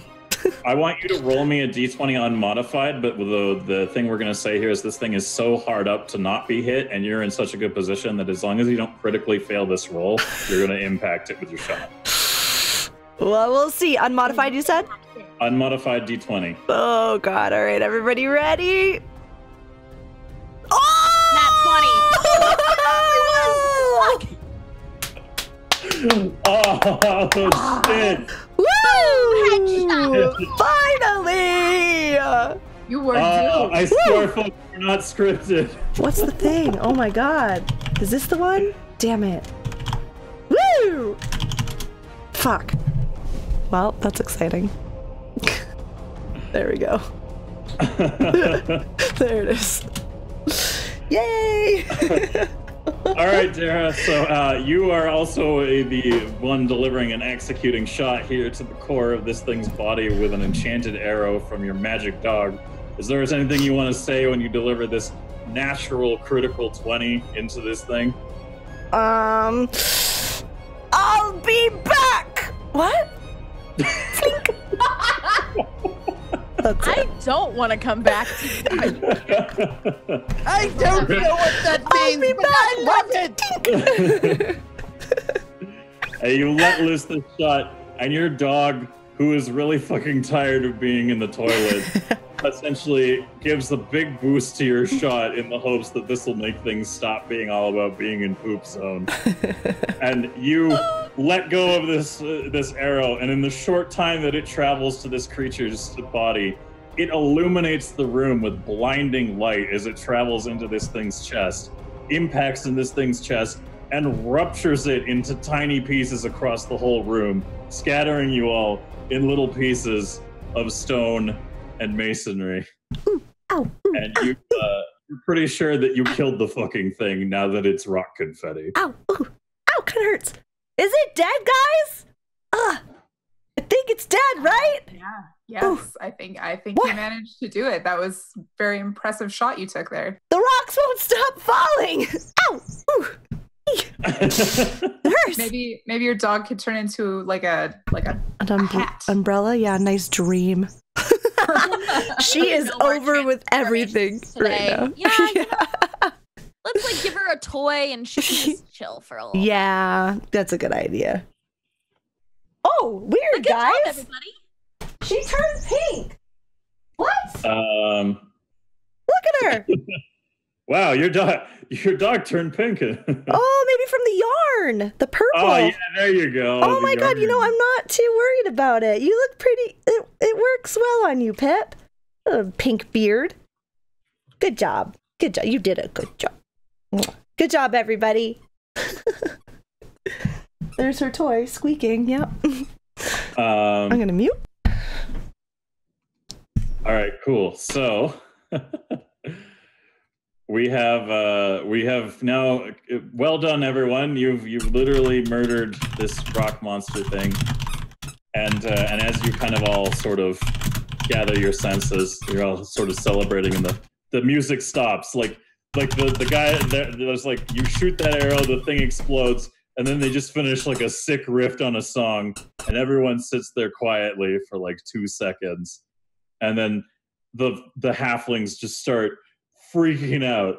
They're like, yes, yes. They're like high-fiving. They're like, yeah. They're running up to you guys and high-fiving. Everyone's just like, happy and into it. We did it. We almost fucking died. Good job, everybody. Woo. So that happens, and then as you guys kind of like are collecting yourselves, you start to hear the sound of the masonry above you slowly sort of, it's like, is it raining in here? And then you realize like small pieces of rock are falling off of the roof. Is there anything you guys want to do in response to that, maybe? Probably move. I want to look really mad. You're going to look real mad? Very mad. I'm going to suggest that we move out of the way and get going back, because I think we may have solved the problem, friends. Hopefully. Yeah, let's get out of here. All right. So you guys are all going to collectively book ass back to the way you came in, yes? Yeah, unless Prue's sitting there looking angry still. No, I can walk and be angry at the same time. What a talent. Walk in anger. Okay, sweet. I'm just gonna, before we start walking, I'm gonna give Laszlo a little like hugger on his leg and say, "You did good, man. You did good." Thank you, kind gnome. I very much appreciate it. And then I'm gonna go over to Kip and I'm gonna reach out to try and to touch Pip. I go, you did so good. Can I hold Pip? Yes, you may. You may, Keefe. You did an amazing job too. Here you go. Look at her. You turned her pink. She's so cute. All right, so you guys kind of haul ass as you hear the remainder of the masonry that was forming a clog, and what sounds to be a lot of clogs in places inside the inner city falling apart simultaneously. You get the sense that you basically unclogged the toilet that was Eders' inability to move. So congratulations, plumbers. You guys are now going to head back to the elevator and meet up with everybody else. So as you guys kind of like move your way through the underground, you can hear the sound of the snowstorm outside. Even as you're like around this elevator, more or less. And we'll also just go back to the city map now because you guys are done with the toilet. There we go. So as you guys are kind of crowded around this elevator and everyone's kind of like coming back that you summoned, or that it had split up and separated, everyone is just kind of like, oh my god, they did it. Like you guys did it. They're like super amped for you dudes. And as you're kind of like all kind of gathered together and like standing there triumphantly, Siphius kind of like comes down with the elevator again, and he just kind of like walks up and he grabs Kip by the shoulders and kind of shakes her and is like, "Are you sure you killed it? Is it dead?" I'm pretty sure it was blown to smithereens and rocks rained down on us. I'm pretty sure, guys, right? It's dead, right? It's dead. I shot it on the goddamn face with gold. Can you believe it? We're pretty sure it's dead.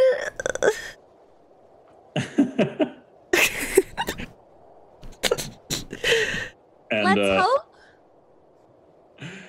Yeah, you guys basically kind of like are all like say, yes, we killed it. It's kind of buried under a bunch of rock and in the sewers, but it's maybe we should have picked up one of the rocks. No, I think leaving them right where they were was the right move. Okay. As you guys are kind of looking around, you can see that on who has like a backpack or something. I've got a side pouch. Oh, right. Nixus, you've got like or wait, sir, what did you say? Did you say a sad pouch? Nothing. I heard a sad pouch? No, I heard a fat pack, and I was Who has a fat pack? Yeah, I was Just like, what your, the open your bag with lotion and Kleenexes to take out a rock. And all right, so Prue, you kind of like you feel like there's a lump in like one of your bags, and you kind of reach in, and you're like, you realize that this is like a piece of the monster that you actually like killed, like the piece that from the thing, not from the refuse above, but like an actual piece of the thing that you killed, and it looks kind of like a broken part of its face kind of ended up in your bag somehow. So amazing. You're kind of I'm gonna walk very quickly up to Siphius and just touch him with it. Yeah, so that's what you're gonna do. Uh-huh. You're gonna come charging over to Siphius, and you basically you're like, oh boy, I know what happens next. And he sees you coming, and he if it was a slow motion moment, he would be like going to move away, but you're already too close, and you kind of push it to his chest, and there's a moment where everyone kind of sits waiting for something to happen, and he looks down and he goes, oh, oh, oh, oh. And then he looks at you and he goes, why did you do that? I was really hoping you'd vomit. Siphius kind of looks at you and then he goes, well, I didn't. Good. Here, take this. And I hand him the rock. And he grabs it angrily and he's like, good, I guess this means it's dead. Mm-hmm. Good enough proof. Oh, and then he angrily stomps back onto the elevator, and you guys all kind of follow him. So everyone who came underground, and as you guys kind of are looking around, you're wondering where everybody else. Some people haven't really quite made it yet. So as you guys are basically together on this elevator, you notice that a couple of people really aren't coming yet. You don't see them. And as you guys are kind of walking around, pondering that, Keefe just kind of has one of her random narcolepsy fits and falls over face first onto the elevator, and is just kind of lying there. So is anyone going to do anything about that? I'll scoop down and I'll pick her up into my arm like a wee sleepy babby. All right. So Prue's going to carry Keefe for the remainder of our little adventure here. Meantime, you guys are getting on the elevator, and you notice that these few people haven't kind of caught up yet. But Siphius is preparing to send the elevator up. Is there anything you want to kind of say in regards to that? Oh yeah, I'm gonna put my Rocky Talkies to my throat. Doland, we're going up in the elevator. You coming? So you kind of you're talking to try and get a hold of Dolan, right? Yeah, if they're not there. Oh dear. Ignore it. There's a burst of what sounds like static, and you can kind of hear the sound that sounds like his noise or his voice coming through.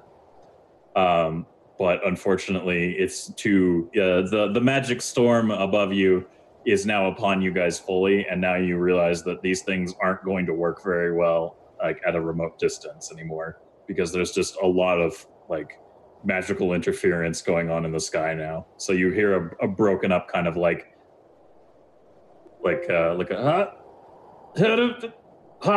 and that's really about all you can make out.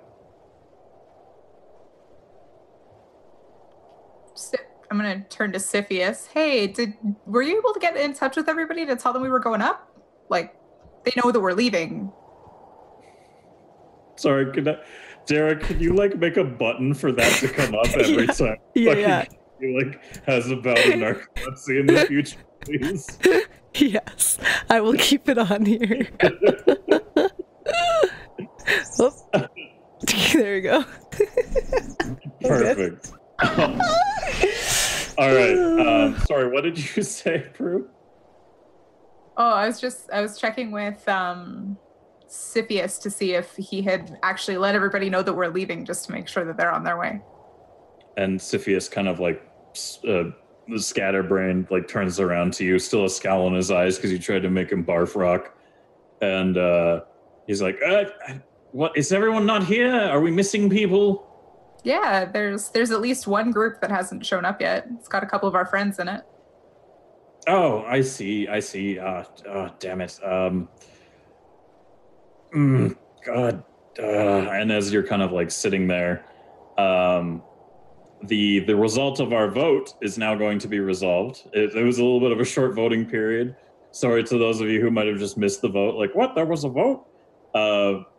You can have a last second here to cast your vote, and then I'm going to refresh it, and we'll see the results. Cast your vote. Refresh the page. Yep, if you don't see a vote. vote on the vote on the screen, and I will remember now there's a little bit of a it. delay. Yes, there is a bit of a delay, so I'll give everyone like a little bit of time for the delay there. Do. This is the delay song. We are waiting. Come on, put your votes in now. Everybody, come on, vote for the results, and then see what happens to the dwarf and the cow. All right, cool. So that's enough time. I'm going to refresh it, and it looks like we have an 82% for one option. You guys are, so I'm just going to say in response, you guys are very kind. So, as you can hear the whirling snow above you, and Cepheus getting impatient, trying to get you guys into the center spire, you hear running footsteps basically from down the hall, and keening around the corner is Dolan. You know, his beard flapping in the breeze, somehow still not betraying what lies beneath with his lack of pants, despite flopping around quite a bit. And he comes skidding up and he goes, "Oh, hold the lift, please." And just behind him, somehow this dwarf ran faster than the priestess and the 7 some odd foot tall minotaur, but they're quick on his heels, and they kind of like out of breath are behind Dolan, and they kind of like skid onto the elevator too. And there we go. Now the results of your vote have determined what happened there, and everyone's on the elevator. Does anyone have anything left to do before Cepheus sends it upwards? No, I just want to get the heck out of here. Mm-hmm. Actually, never mind. All right, fair enough. So the elevator is still covered in yarn, and Prue just kind of sits there holding Keefe as you guys kind of go up, and some people kind of like, they're like, "Oof," and they take a rest in the big piles of yarn. And as the elevator reaches the top back into the central spire, we can hear the snowstorm raging outside. And as the door opens to allow you guys from the elevator to the central area, you can just hear the horrific whirling snows around you now as they kind of start blotting out visibility. It's only a little far ahead of you to get to the door for the main central spire, but you can't even fucking see it. The snow is so bad and the storm is so bad. And immediately as you're walking out into this bleak, horrible snowstorm, you can feel it tearing your skin. Anybody not wearing clothing covering parts of their body can feel it being flensed off by tiny microparticles. And you guys push through this wind and storm and make your way towards the door. And Cepheus kind of like stumbles through the snow, and he isn't doing too hot trying to do it, but he's getting there, and he eventually manages to slam his hand onto the other door, and they open the front door into the central spire, and everyone kind of like piles in. And oddly enough, Dolan doesn't seem to be all that fazed by the weather, even though he's completely naked. He seems to kind of enjoy it a little bit, almost. And but everyone else is definitely very miserable. They're not really enjoying it. And so they kind of all pile in, and eventually Cepheus turns around and puts his hand on it, and then the door closes again, and you can kind of hear the reduced snowstorm outside as you are all now safe inside this building. And now everybody is just kind of like breathing a sigh of relief. They're like, "Oh my God, we made it. Nobody died, hopefully. We're good." So you guys are good inside this hallway. Is there anything you want to say or do before Cepheus takes you into the central spire? Just take a glance around. I know there was poor visibility. Did everybody make it in? That's a good idea. Can anyone who's listening hear our stones now? You can. You get some staticky responses, so nobody can really communicate using these things remotely anymore at this current juncture. And in the walkway to the elevator, it's very quiet. Everything is very, very quiet. And that's about it. But as you look around, you notice that nobody who was on the elevator is missing. It looks like everybody made it through the snow, so you're all good there. But that's good on you for checking. So you're good. You guys are good. Anything else before we move along? Gonna turn to Siphius. Just give him the up and down real quick. So is the city moving now then? The up and down. Oh, like with your eyes? Yay. Never mind. I don't want to say what I thought. No, I didn't give him one of those. No, just with the eyes.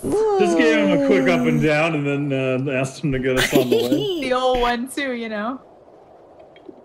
And After dark.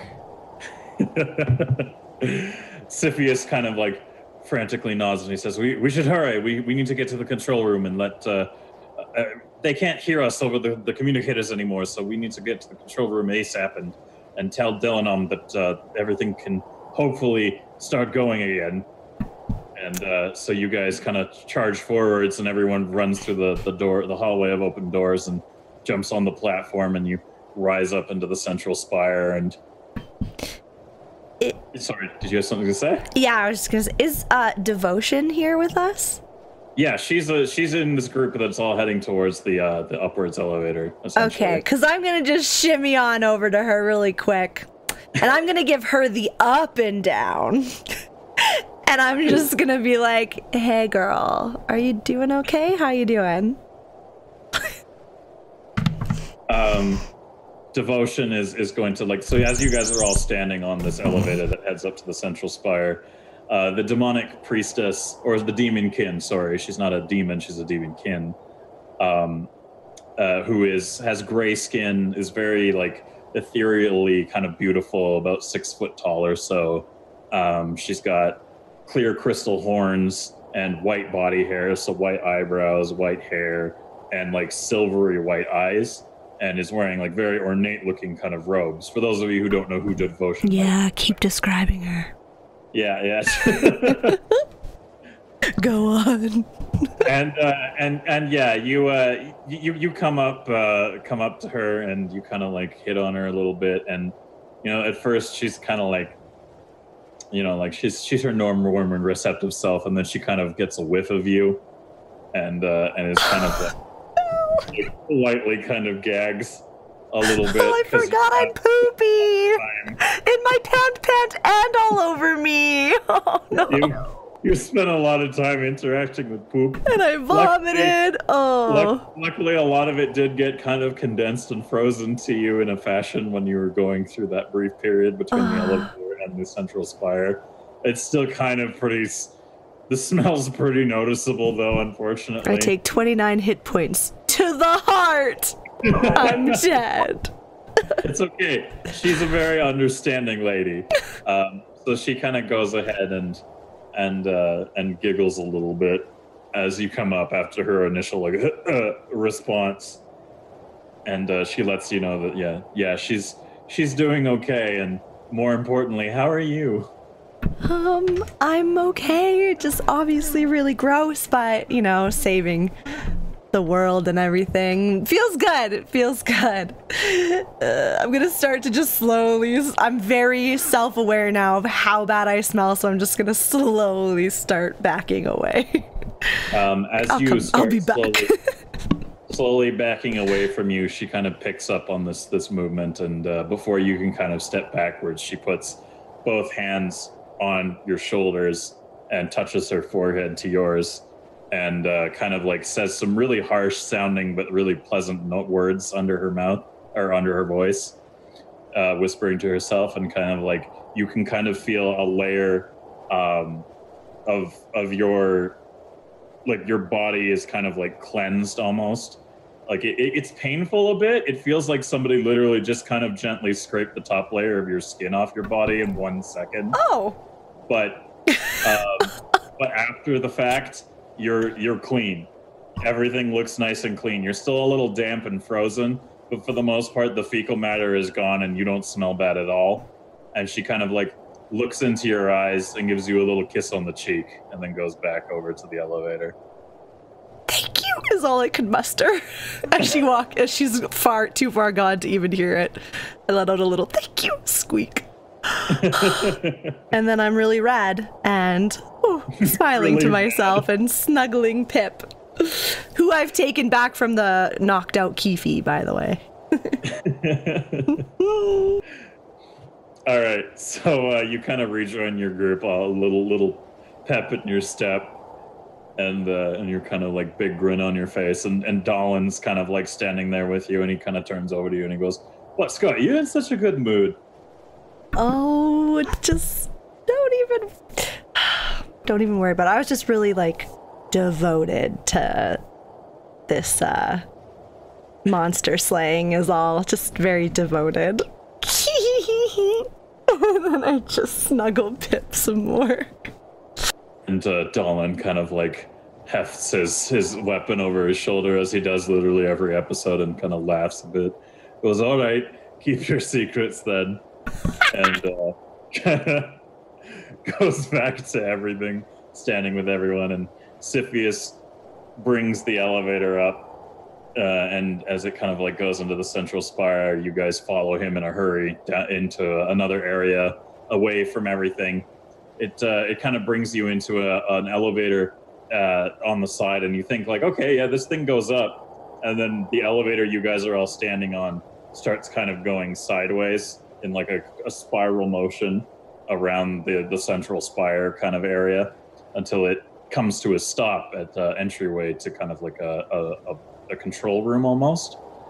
It's like a fancy, very ornate looking door, and Siphius kind of walks up to it, and he puts his hand on it, and he motions for David to come over, and David puts his hand on it too, and they both say the same phrase and mimic the same motions, and the door kind of opens. And as you kind of look inside of this room, you can kind of hear the snowstorm outside is like really a lot less now. And as this door opens, it's just you four. So you're holding Keefe, Prue still under your arm, or how are you holding Keefe? Sorry, like cradled? Yeah, like cradled like a little sleeping poop-covered baby. Okay, so a little sleeping poop-covered gnome in your arms. You guys all smell pretty bad, except for Kip now, who smells a lot less worse. You're all standing there like, you look like you've had the shit beaten out of you and been covered in shit, and lots of shit's gone down, and holy shit. But now you guys are here, and the door opens, and Delanom kind of turns around, and he kind of looks you all up and down, and he kind of goes, "So you killed it then?" Yeah, Siphius, show him the rock. Siphius? Right. I'm Siphius. It's like, yes, Siphius. Do your fucking job. And he kind of he walks up to Delanom and like very cordially kind of like almost takes a knee and hands it to his master. And Delanom hesitantly reaches for the rock, and as he closes his fingers around it, he gets a sense of like this is okay to touch now. And he kind of looks at it a bit, and he sighs a deep sigh of relief, and he kind of looks up at everybody and he goes, "Well, let's hope the damage isn't too deep." And he turns around to kind of like emphasize this, and before he kind of starts doing his thing in the control room, is there anything anyone wants to say or do to each other or to anyone in the assembly before Is the magistrate here? No, he's not. You're in a room full of stone singers. That's about it. And the only people with you are Siphius, David, and the four of you right now. And everyone else kind of broke off from you as you guys were rushing up into this elevator. So it's just the four of you and Siphius, David, in a room full of stone singers. And it looks fairly barren in here. There's lots of like stone platforms, but nothing is like doing anything at the moment. I'm good. All right, Kip, you want to do anything or say anything before we move on to what is probably the final monologue? No, I'm good as well. I'm just gonna look at my comrades and give them a nice smile and nod. We did it kind of thing. Yeah, that was good shit. That was some good shit. The roll's not so much, but I mean, just it was good. Keefe gently snores, and as she sits there, she mumbles in her sleep, and she's like, "Thank you, D. Baker, for gifting a tier 1 sub to Dargon 898." Thank you. Like back to sleeping. And Laszlo, is there anything else you want to say at all before we? Absolutely. What's that? I would like to walk up to the master stone singer, and I would like to shake his hand and thank him for his grace and his intelligence. And I would also like to pat him on his back and whisper in his ear about the passing magistrate. I have an interest in taking the job.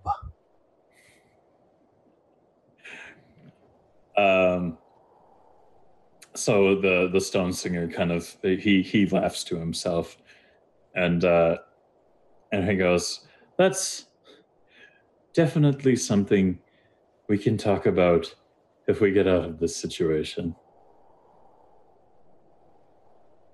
Thank you, my good sir. All right, and he kind of like he nods his head at everybody one at a time, and kind of pauses at Keefe and rankles his eyes a little bit, and is like, "Okay, whatever." And after nodding to all of you, he goes, "Let's see if this thing can move again, shall we?" Crossing my fingers. Let's go. All right, and you've still got roll 20 up, Dara, with the ability to hear music, right? Yes. Okay, perfect.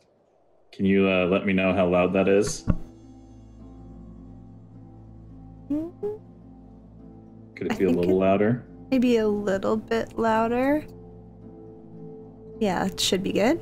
What do you guys think? Okay. You guys can hear it? Okay. All right.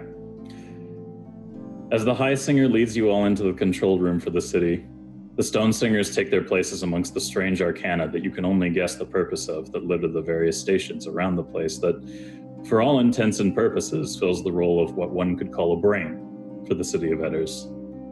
Delanam approaches the central platform situated in the exact center of the room, and as he does so, a free-floating orb of solid white marble lowers from the ceiling into his field of view. With intricately precise movements of the hand, he weaves and shapes the marble before him as if liquid, until it takes the form of a highly detailed replica of the city of Eders itself. The High Singer and his assembled acolytes make ready the same routines and preparations of years past to bring the colossal arcane structure to life. A complicated ballet of hand motions and quiet whispers, washing the room with light and sound and delicate adjustments 1,000 times over, until every performer reaches a harmony of work and magic, their purposes clear and their minds unburdened.